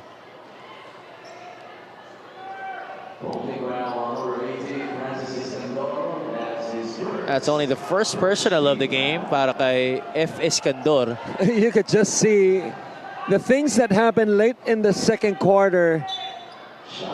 It's like carrying over to the start of the third. Medyo matumal yung third quarter. Yung physicality obviously mataas. Both teams really wanting to win. Let's now hear from Mika Abisamis. Kompleto ang rekado ng Manila according to Coach Eric Gonzalez. He said they are effective in every department, the backcourt, the front line. But really the goal for Quezon is to limit the X factor of Manila CBC during this second half. Coach Eric acknowledges the championship experience of CBC.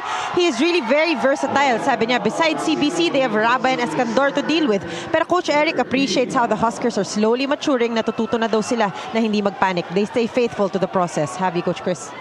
Thank you so much, Mika. Well, for Carl Brian Cruz, he is one of the players na inaasahan ni Coach Gabby Severino. That's why Coach Eric Gonzalez expects this Quezon defense to really limit him in this game. And so far, they've been doing a good job of that. Only 2 points and 5 rebounds sa laro na to.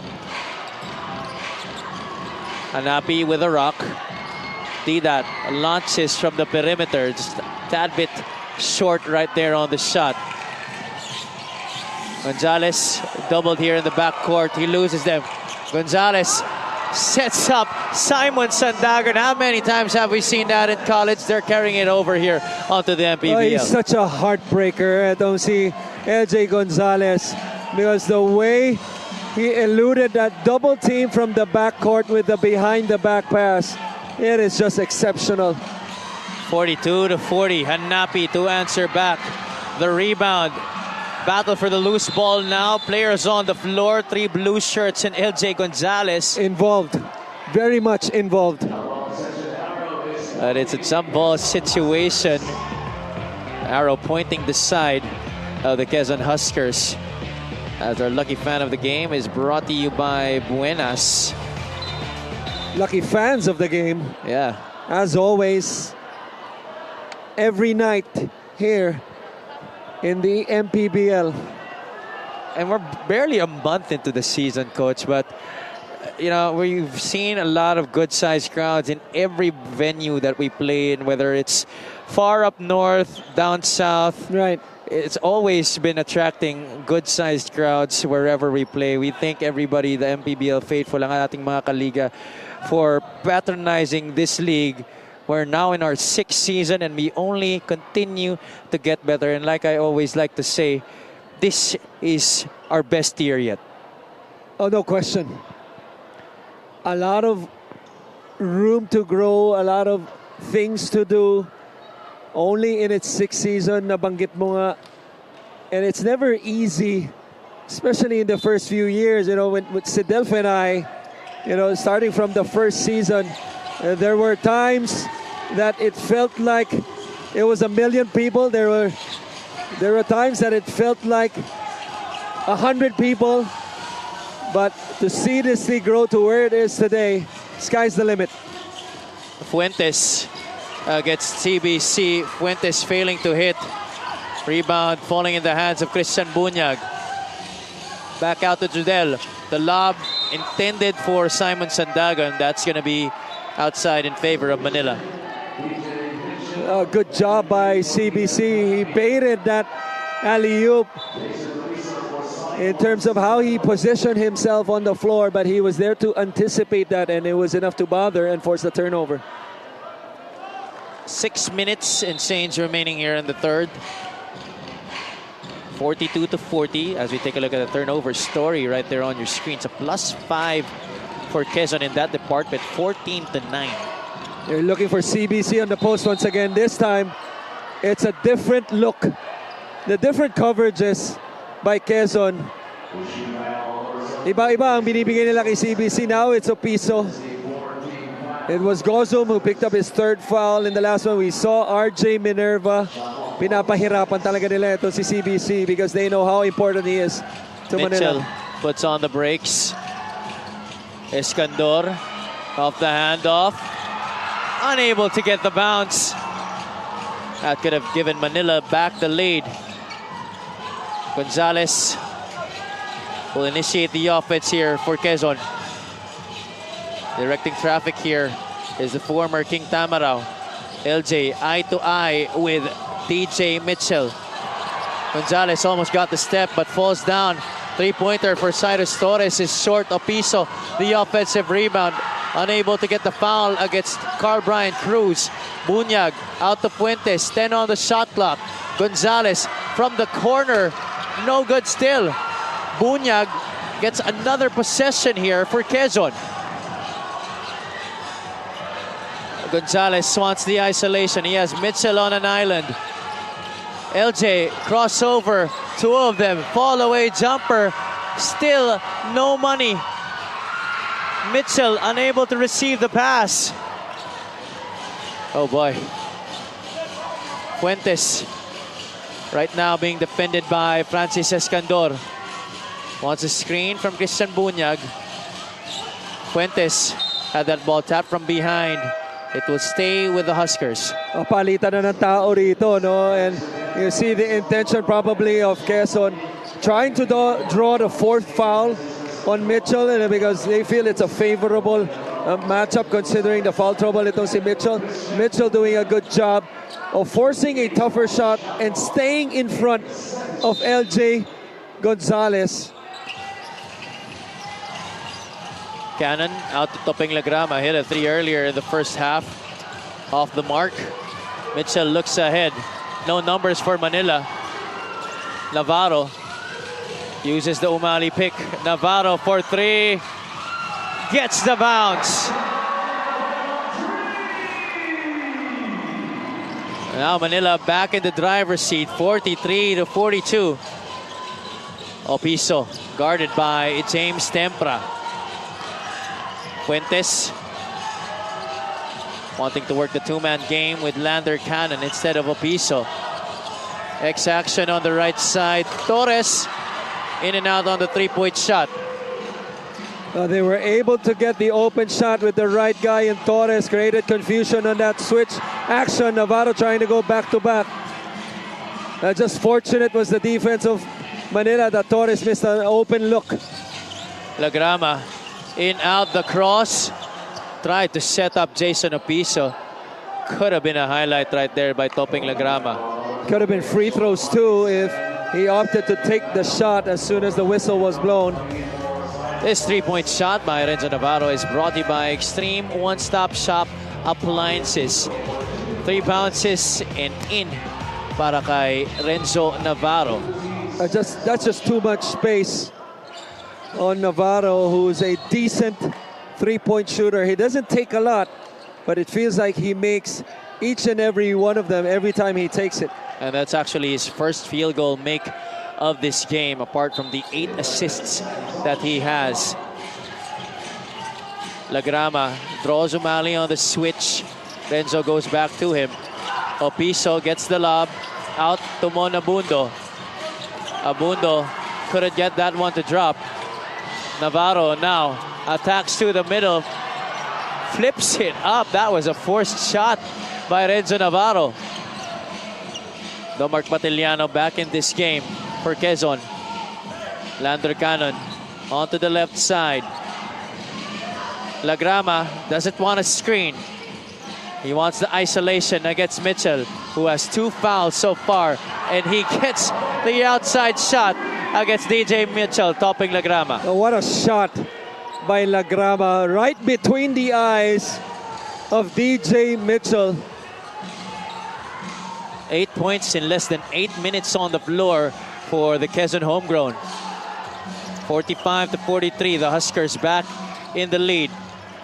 Abelona on the block against the taller Domart Matiliano, but you know, Pau Abelona definitely not a pushover in terms of drawing physicality from the defense. As we take a look at this, stopping Lagrama between the legs and the step back plus the 3.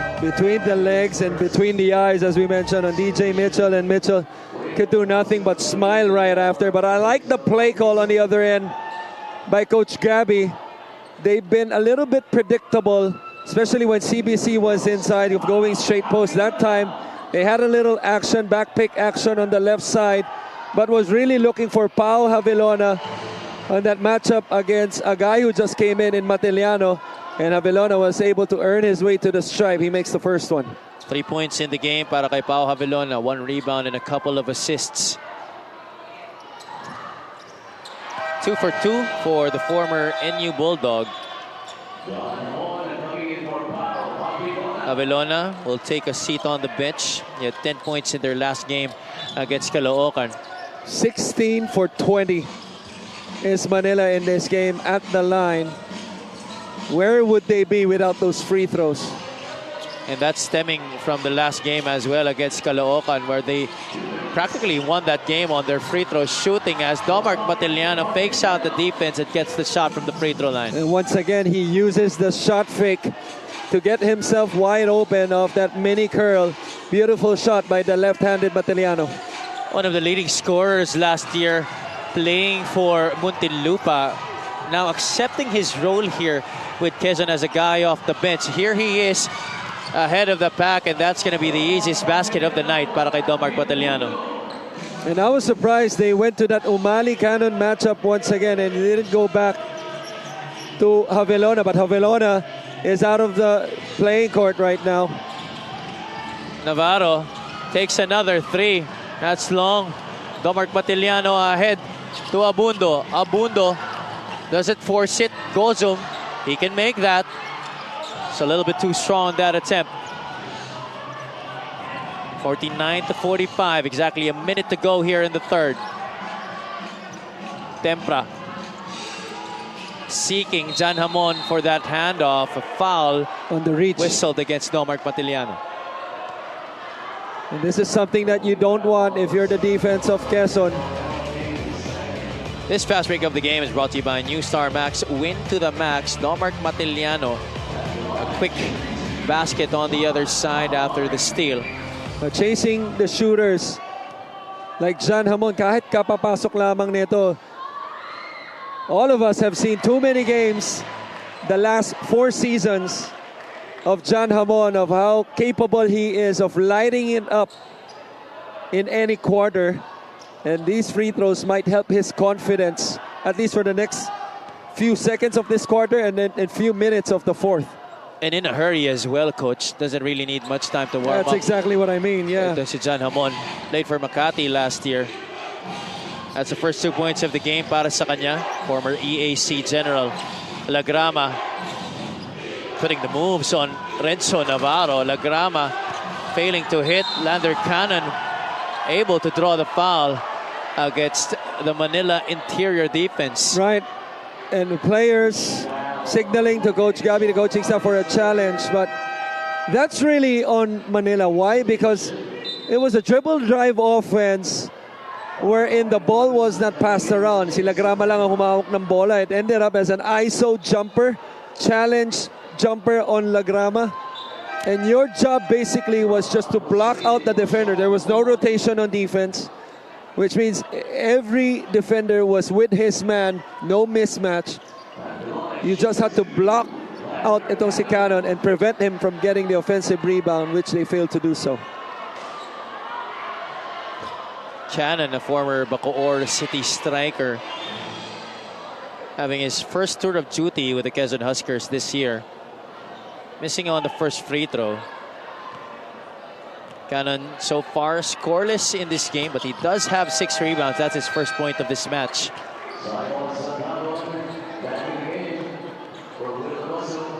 Maybe the first point of the season for him, looking at his averages. Oh, that's correct. This is not his first game of the year. He has been coming off the bench for Quezon. Lagrama, aggressive defense on Renzo Navarro. Cruz puts the ball on the deck against Sandagon. Al Husseini spins away from the defense and gets the hook shot to drop. And that was good defense, except for the fact that paano nakatanggap si Al Husseini there on a tough angle. So credit CBC for that nifty pass. And Al Husseini, hindi naman siya pinahiya. Last shot time para dito sa Quezon. Fouls to give. Foul given up right there by Renzo Navarro. The perfect time for that foul to be given. Take a look at it again. The spin away from Christian Bunyag. And right. The hook shot. He has always had a velvety touch from up close the basket. And if I'm the defense of Quezon, I'm taking away that left shoulder of Rabah Al Hussein. If he's going to try to score, I'm giving up that right shoulder instead. That will be in favor of the defense because you'll be able to probably at best block the shot or challenge better. That's a foul.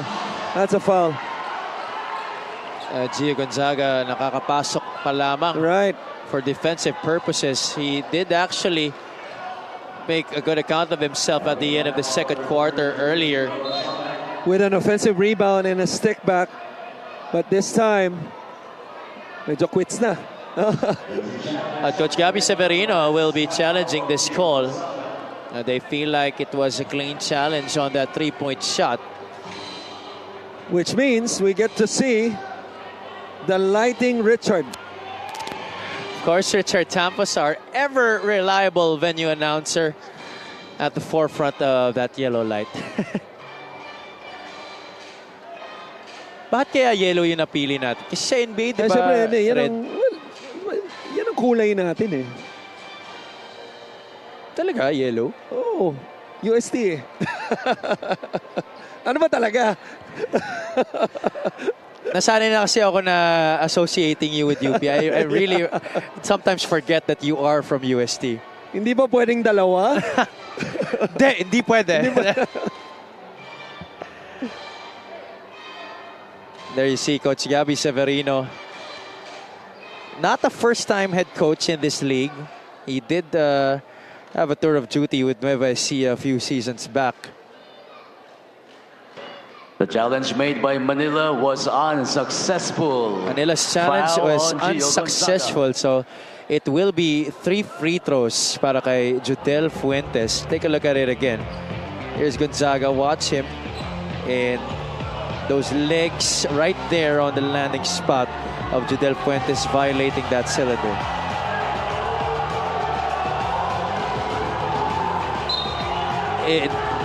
The Batang Sampaloc bench still up in arms. Right. I understand the frustration of Manila.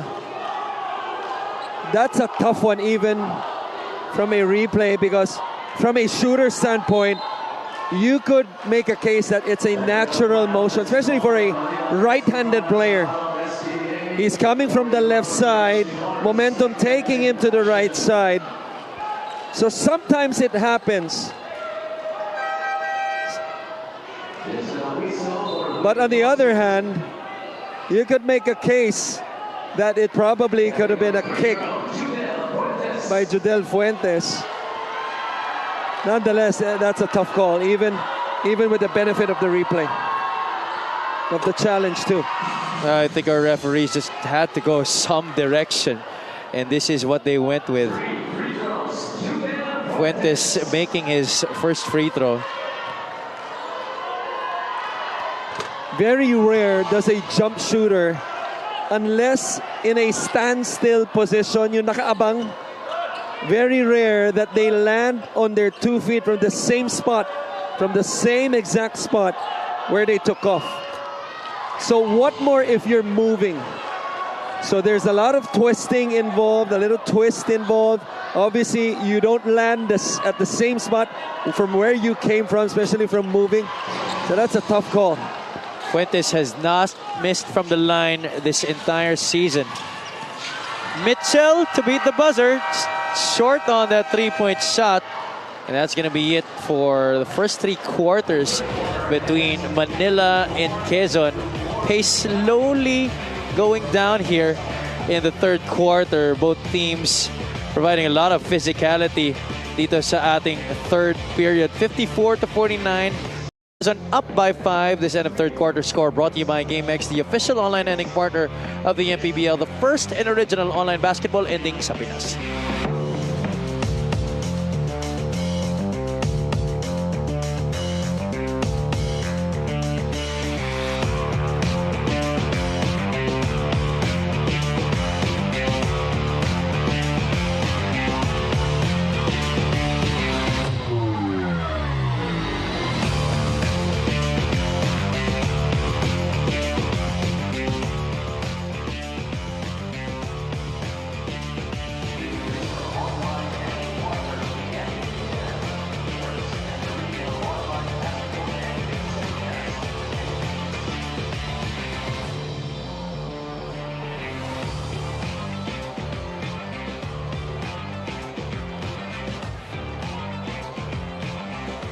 Presenting our Suzuki muscular and sporty fan of the game, just like the Avenus. Do more and achieve more with the muscular and sporty scooter from Suzuki, the Avenus.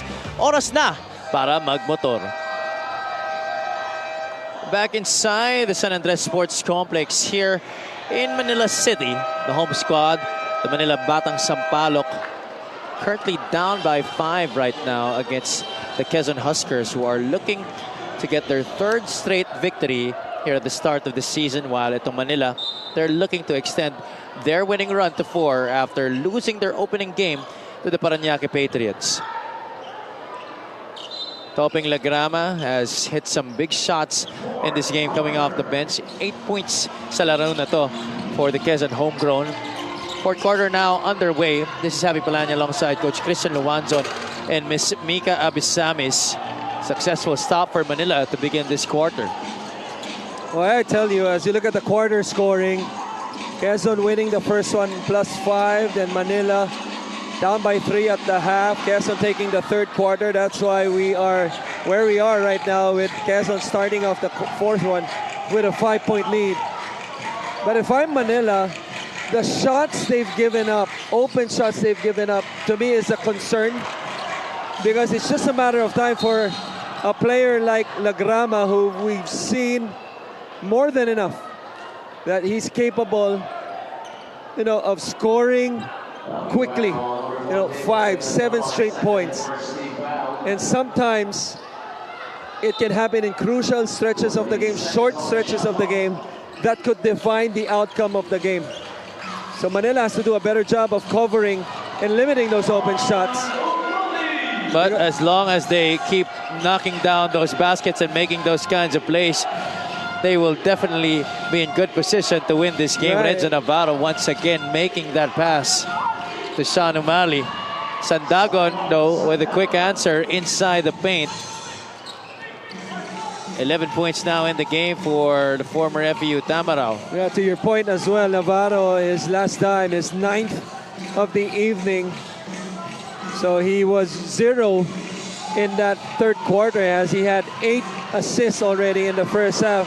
Is this the 10th one? Mitchell could not hit from the outside. Talking about Enzo Navarro, he has always been one of the leading assist men of this league. He was with Iloilo last year. He's averaging 7 so far this season. Sandagon met by Umali. Lagrama looks at the clock. 5 now on the 24. Matiliano has got to take it soon. Domark able to draw the foul against Sean Umali. And that's just silly. That is just silly by Sean Umali. He's not going to admit to it that was clearly a foul, because shot clock was winding down as you did the countdown for us. That little hip extension, slight hip extension, that's clearly a foul. And so to add more to their woes, that's number 4 on Sean Umali. You're right, and that's how important experience is. This free throw brought to you by Extreme Appliances, ang subok at kompletong appliance brand ng Pilipinas. Having experienced players inside, as he's taken out because of the fourth foul, because we saw the post move earlier and he wasn't patient enough to wait for his teammates to cut or maybe the better shot. Ended up with a turnaround contested, and also that one with 2 seconds left on the clock and with a bailout foul. And now it's back to a 3-possession ball game just when Manila was knocking on that door. Navarro in and out on the 3-point shot. Matellano is pushing here for Quezon. Good transition defense for Manila. Matellano onto the right side. Torres to Cannon. Two-man action. Another foul on an outside shot by Manila. How many have we seen in this game? Now that's why it's very important every time you go up against a quality team like Quezon. This is called a get option. Yung pag-ball side after the ball releases from the guy na binabantayan mo. I'm talking about Escandor.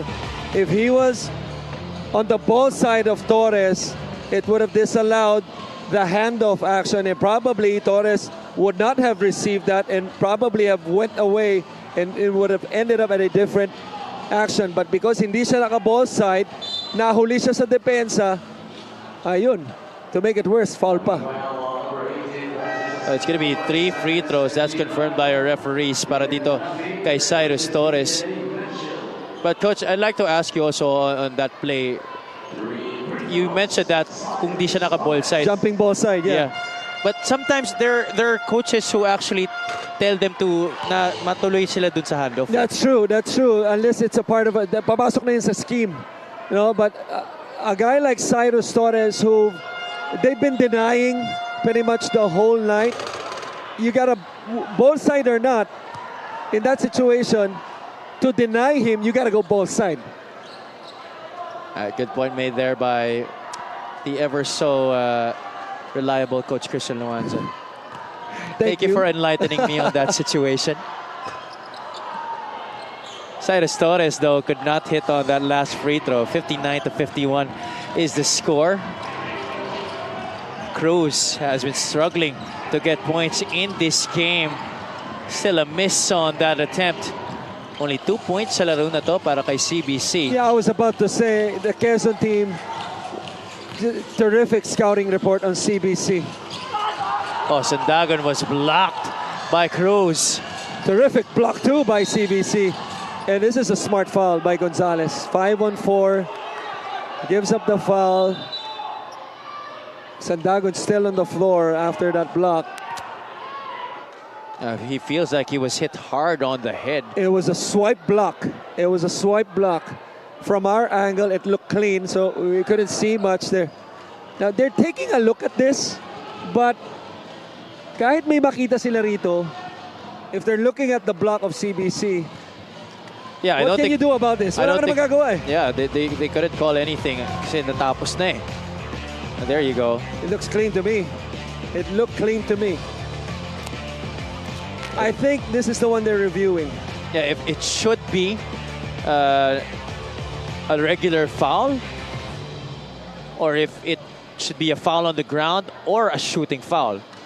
That would be ridiculous kung shooting foul yun. But in the NBA, they call this a take foul. You know, when take foul, right? When a player intentionally tries to stop the offensive player with the ball. With having the advantage, right? Yes. Within a span of 6 seconds? Is it 6 seconds? So I think from an entertainment standpoint, it's a good rule. As a coach, I don't like it. Yeah. Oh, syempre, for us fans, it just stops the flow of the game. Right. Just like what you said, for LJ Gonzalez, that was a smart foul because it stops the fast break, and also this allows Manila to have the advantage in terms of the numbers. Yeah, you just saw Commissioner Kenneth Duremdes and Boss Joe Ramos. Always in attendance at the games together with our operations chief, Emerson Oreta, and security head, Rudy Distrito. Imagine, we're playing 6 times a week in different venues across the country, and these guys, they never miss ball games. Multiplied by 18 games in total. Imagine they're here almost for the whole day. Thank you for my grade 3 math teacher. I didn't have to pull out my calculator on the phone. Calculator app. Talagang sa ulado mo na yata talaga eh. May ano yan, di ba? Parang table of contents Table. din yun, ha? Yung, Multiplication yung table. Nagkukumon ka ba dati? Hindi. Wala, may kumon na ba ng panahon nyo? I knew it was leading to that. I'm gonna stop right there. 7 minutes and 5 seconds Upon review, remaining. the Okay, last this was the foul play in has question. upgraded into a unsportsmanlike foul on LJ Gonzalez. And I wonder why. Okay, Illegitimate attempt so I got to a problem. break the ball. I got a problem with this because this is something that I've been saying pretty much ever since. Because my question is, if this was, let's say, 40 seconds left, and you know that the other team needs to commit a duty foul, what do we call a duty foul, which happens almost every game, they don't call the unsportsmanlike. But there was a time where in the FIBA world, I think time nila ano eh. I think when guys like Steph Curry was playing, they were really implementing this, that if you're not going for the ball, even if it did not hurt the player, it would be called an unsportsmanlike foul. And then we followed through. We followed through. The MPBL at one point, I don't know what season, followed through on this, but we went back to our regular ways. So, that being said, 6-point game. We expect this game to go down the wire the way the flow of the game has been flowing. So if that happens later, it should be an unsportsmanlike foul. Well, let's see if To our both referees teams. will To be both teams. consistent with that. And let's see if any other player will commit that kind of personal. Huskers with possession here, 59-53. LJ Gonzalez has been silent offensively here in the second half. There's going to be a foul against Quezon. It's going to be Manila basketball. There you see Coach Eric Gonzalez. It's been a chess match the whole game Between with Coach these Gabby coaches, Severino. It's the whole of their staff against each other. And you just love that, especially from basketball junkies like us. Avelona, two-man game up top with Rabao Husseini. Avelona blocked by LJ Gonzalez. No, Mr. Avelona. And I hate that. I just hate what happened after. Wherein yung nakapalpal sa'yo, tinutulungan kang tumayo. It's a good sportsmanship gesture. I'm not sure that everybody will understand what I mean. Pero kung ako si Pao Avelona, I probably would not have taken the hand. And you guys can judge me all you want, but that's just me. But Manila will take this three-point shot by Carl Bryant Cruz. This is his first conversion from the outside in this game. But what a time to come para sa kanya. They trimmed this Quezon lead to just 3. 59-56. CBC with 5 points in this game. Torres has a foot speed advantage against Al Husseini. He gives it up. Gonzalez, that's a walk. Yeah, travel. And how about the defense of Al Husseini? You mentioned it. Foot speed advantage for Torres, although Torres not really known to be a blow-by defender. But this 3 by CBC, big time. To your point, Coach, they've been making him put the ball on the deck almost the entire game. Except for that situation. Avelona forces it up. No roll on the shot. Gonzalez behind the back. Gonzalez leaves it. Sandagon just couldn't handle the basketball. Little butterfingers right there para kay Sion, and that's another turnover for Quezon. It looked like an unforced turnover, but credit CBC because Sandagon was sealing him for a seal screen. CBC fighting his way through the screen was enough to force the turnover for LJ to make the extra pass. Oh, almost a good play right there for Manila. Fuentes, that's going to be big, no good. Escandor secures possession. Manila down by 3, 59-56. That's the halfway point of this fourth quarter. Al Husseini free on the roll. Nobody underneath. The help was late from Jodel Fuentes. The hoop and the harm and one opportunity for Rabah Al Husseini. This is both a terrific play from Escandor, that pass up top, and at the same time a mental lapse on the weak side. Gambling for the steal was Fuentes instead of staying in front and preventing the pass. That's our play of the game, brought to you by Buenas. What about F. Escandor, coach? He has really continued to evolve his game. Wouldn't see that a lot in the UAP. Right. But now, oh boy, what a pass that was. Well, this is arguably his best game because covering their games the last 2 weeks, it has been a struggle for him, not only in shooting the basketball, but forcing the coaches to keep him in the game. And he's approaching the 25-minute mark because of how impactful the impact he's been on both ends. Matiliano didn't even put the ball down anymore. Long on the three, chased down by Simon Sandagon. Ball goes to Fuentes, 6 on the shot clock. Tough jumper. Rebound once again to Quezon. Gonzalez gets the step on Escandor and there's a foul. 2 shots coming up para kay LJ Gonzalez. Ang ganda ng atake ni LJ Gonzalez. DJ Mitchell was right there on the help side, but he was hesitant because it would leave Judel Fuentes wide open in the right corner, and LJ Gonzalez making the right decision to go up strong. CBC with the foul, 2 free throws for Gonzalez. Gonzalez currently with 6 points, 6 rebounds, and 6 assists in this game, but only 2 out of 4 from that free throw line. Parang SSS lang. Stat sheet stuffer. Ganda nun ah. Ngayon ko lang narinig yun ah. Solid. But not as solid for Antay mo yung pag-ibig. LJ Gonzalez. Iniisip ko pa. Missing on his first free throw. A split at the line para sa kanya. That puts Quezon back up by 2, 60-58. If I'm Manila, I'm going back to the pick and pop play because they're staying home on CBC. At Navarro rejects the cruise screen. Avelona gets it back for Manila. Avelona 1-2 step. Mitchell wide open, overshoots the mark. Matiliano is sprinting to the corner. Gonzalez, the kick out. Domart, 4-3, no good. Renzo Navarro takes it inside, leaves it. Raba Al-Husseini for the score. We're all tied up at 60. Boy, I tell you, Navarro is such a magician, especially in transition. The way he baited the defense and ended up with a dime to Al-Husseini. We are all tied. Point guard excellence, Renzo Navarro. 10 assists already in this game. DJ Mitchell will go all the way for 2. 62-60. Manila now in the lead.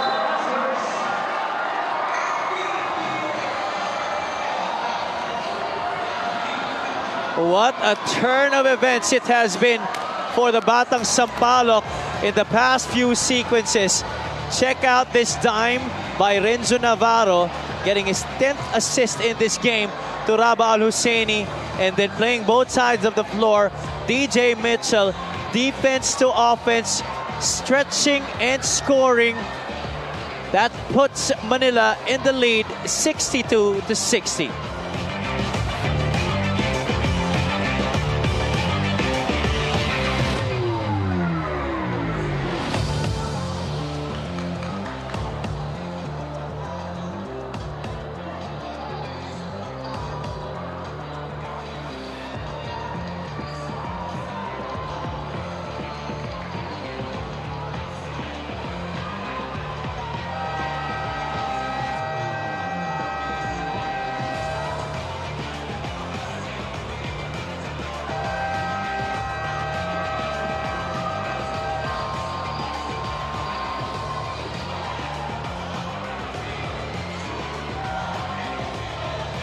Last game for DJ Mitchell against Caloocan. He had 12 points, 4 out of 6 from downtown, 3 rebounds plus a couple of steals.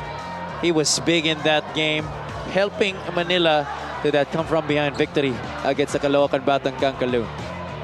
And in that game against Caloocan, he played close to 25 minutes. And these are big minutes in a 40-minute game. And that just goes to show the trust that the coaching staff has on you. The difference is, in the last game, he shot the ball well. So, offensively, he had all the reasons. He's not shooting the ball well tonight, 2 for 7, 8 points. But because of his ability to defend, they trusted him up to be inside. Oh, short on the layup right there was LJ Gonzalez. That could have tied the game at 62. But now a chance here for Manila to make this a 2-possession ball game. They're going back to Al Hosseini, but this time on the ball screen situation. It's Tempra who set the ball pick. Escandor drives to his strong side, spins to the right. A slap right there by Minerva. Fuentes turns the corner, and that's an offensive foul called against Simon Sandagon. I would challenge this call. I would challenge this call. That is worth another look. Oh, from our vantage point, it looked clear. It looked clean to me. It looked clean to me. Gotta give credit to Pau Javelona. He was staying low. He was showing how into it he was of defending, and then selling that offensive foul. You gotta give credit to him. Pero naubusan na yata siguro ng challenge itong ano. Here's another look. But this was the turnover. The stripped on Escandor by Minerva. And then watch Javelona right there. And then Sandagon set Here's the the drag screen. That's clean to me. Yeah, there seemed to be no extra movement. Javelona just really sold that call well. 2 minutes and 25. Renzo Navarro doesn't use the screen. The spin, that's a travel. That's a walk.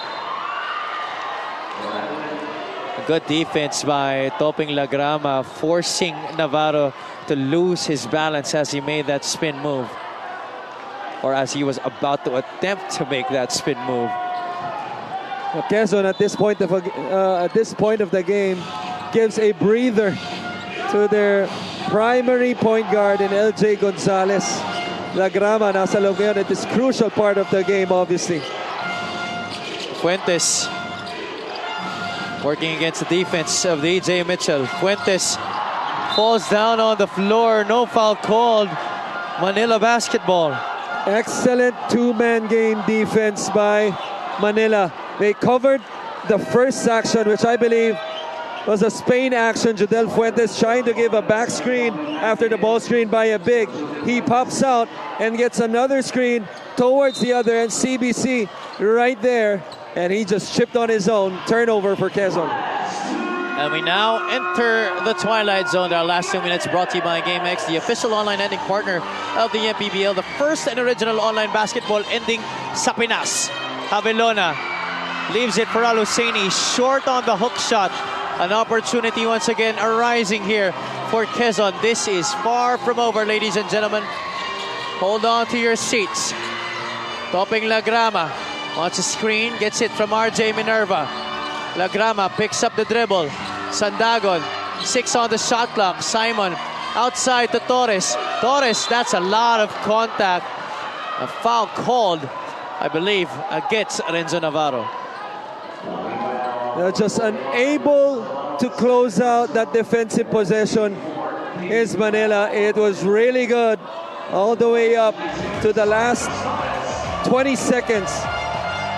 Right here, Enzo Navarro, if he was just fully committed of, helping out, putting his body in front of the ball, that probably would have been a different result. But instead, Torres at the line makes his first one. Torres is the top point man so far in 2 games this season para sa Quezon Huskers, averaging 15 points per ball game in his MPBL debut. Tonight's side is Torres with 8 points and 4 rebounds after those 2 free throws. We'll take a short break. 1 minute and 23, the time remaining. We're all tied up at 62.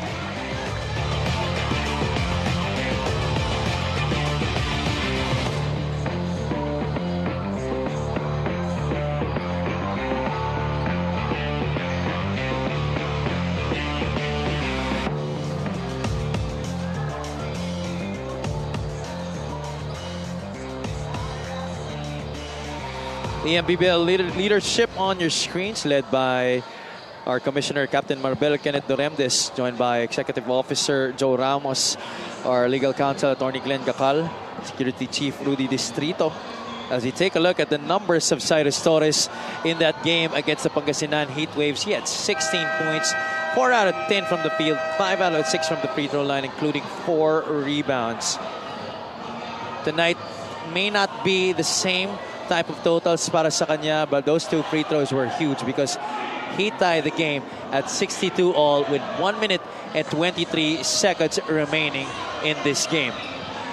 Well, I like the fact that because of his struggles of shooting the basketball, 2 for 6 before that play, he saw the opening, that slight opening, and went for that decision instead with that drive and then 1-2 step, and eventually forced the foul, obviously, on Navarro. Well, let's see what Manila has with this box formation, out of bounds side play. LJ Gonzalez and Mon Abundo back in the game for Quezon. Haluseni against RJ Minerva, one-on-one. No problem para kay Raba Haluseni. Too good and too tall for the good defender na si RJ Minerva. That's just goodie but better offense para kay Raba Al-Husseini. 18 puntos sa laro na to. More importantly, the lead back with Manila. Gonzalez to tie once again. Minerva taps it to himself. RJ against Al-Husseini. Tried to get it back, but look who gets it. LJ Gonzalez recycles possession for Quezon. Torres against Javelona. One of the best defenders we have here in the league. But Cyrus Torres, what a cold-blooded three from way downtown. Oh, what a terrific shot by Cyrus Torres. But how about the fight for the offensive rebound by first Minerva and then Gonzalez. This was a terrific, play drawn up by Manila. Single coverage on the post, left shoulder, hook shot. Al-Husseini, no problem to tie the game. But this one, Cyrus Torres sizing up the defender. A little space is all he needs for this shot. How about yung short memory? We mentioned how he has shot the ball tonight, 2 for 6 before that shot. Did not even bother him at all. Had all the confidence to take it and make it. Hand in the face, inches away from the three-point line. Shot clock winding down. Cold-blooded three-point make for Cyrus Torres, a rookie here in the MPBL, showing guts of a veteran here in the dying moments of this game. Quezon up by 165-64. Let's see how Manila will respond with 45.7 seconds remaining in this game. Once again, we are going down the wire para sa ating huling laro dito sa San Andres Sports Complex. Javelona, Al-Husseini, Carl Brian Cruz, Mitchell, Renzo Navarro, the 5 on the floor for this possession para kay Coach Gabby Severino. They will be going up against Torres, Cannon, Gonzalez, Abundo, and Sandagon para sa Quezon. Manila with that last timeout is out of timeouts. Javelona for 3. And he misses it badly. Couldn't even hit the ring. Right. But 40 seconds left. They don't need to foul both teams in the penalty. The only advantage aside from a 1-point lead right now for Quezon is that Quezon, after this timeout, still has one more. Manila, 0. 40.9 seconds remaining in this game. Coach Eric Gonzalez will talk things over to see if he can assure his squad of this victory. We'll take a short break.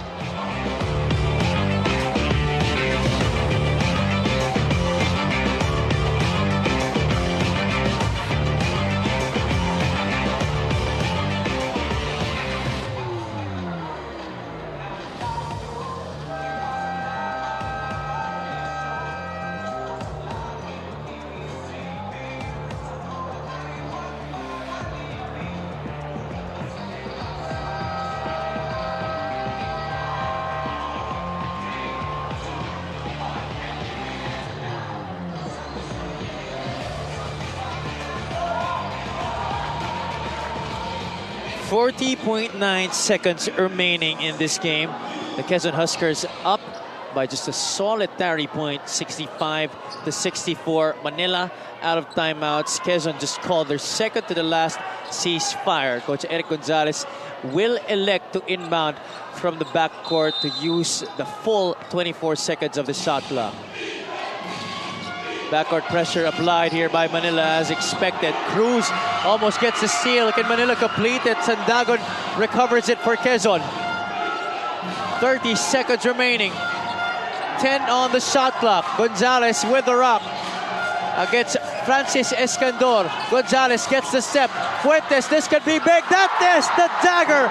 Jodel Fuentes from the outside. 68-64. How will Manila respond? Navarro draws the foul. 2 shots coming up para kay Renzo Navarro. And that's the thing defensively for Manila.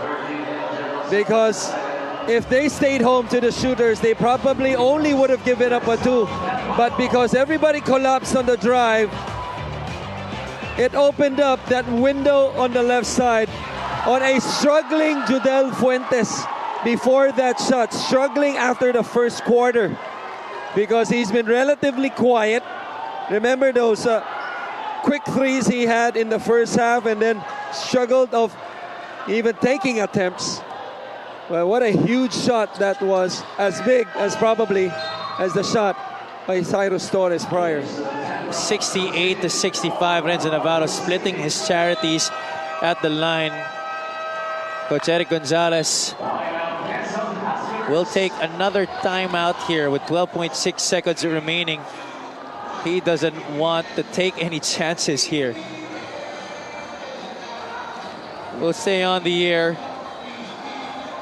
Do you think Quezon out of the woods yet, Coach? Not yet. Not yet, because there's only a 1 possession ball game. You still have to inbound. So the inbounder obviously is crucial of who you put there. But it's important that Quezon, as they receive the basketball, number 1, to be strong with the basketball. But number 2, okay, as they find the open man, kailangan sigurado. Because you can expect Manila, you know, maybe to pressure for and milk the clock for about 3 to 4 seconds to try to go for the steal. So if they decide to pass the ball to somebody, it better be wide open. Talking about Quezon. A defensive 5 on the floor we're seeing right now for Manila. It's Carl Brian Cruz, Renzo Navarro, F. Escandor, Pau Javelona, and James Tempra.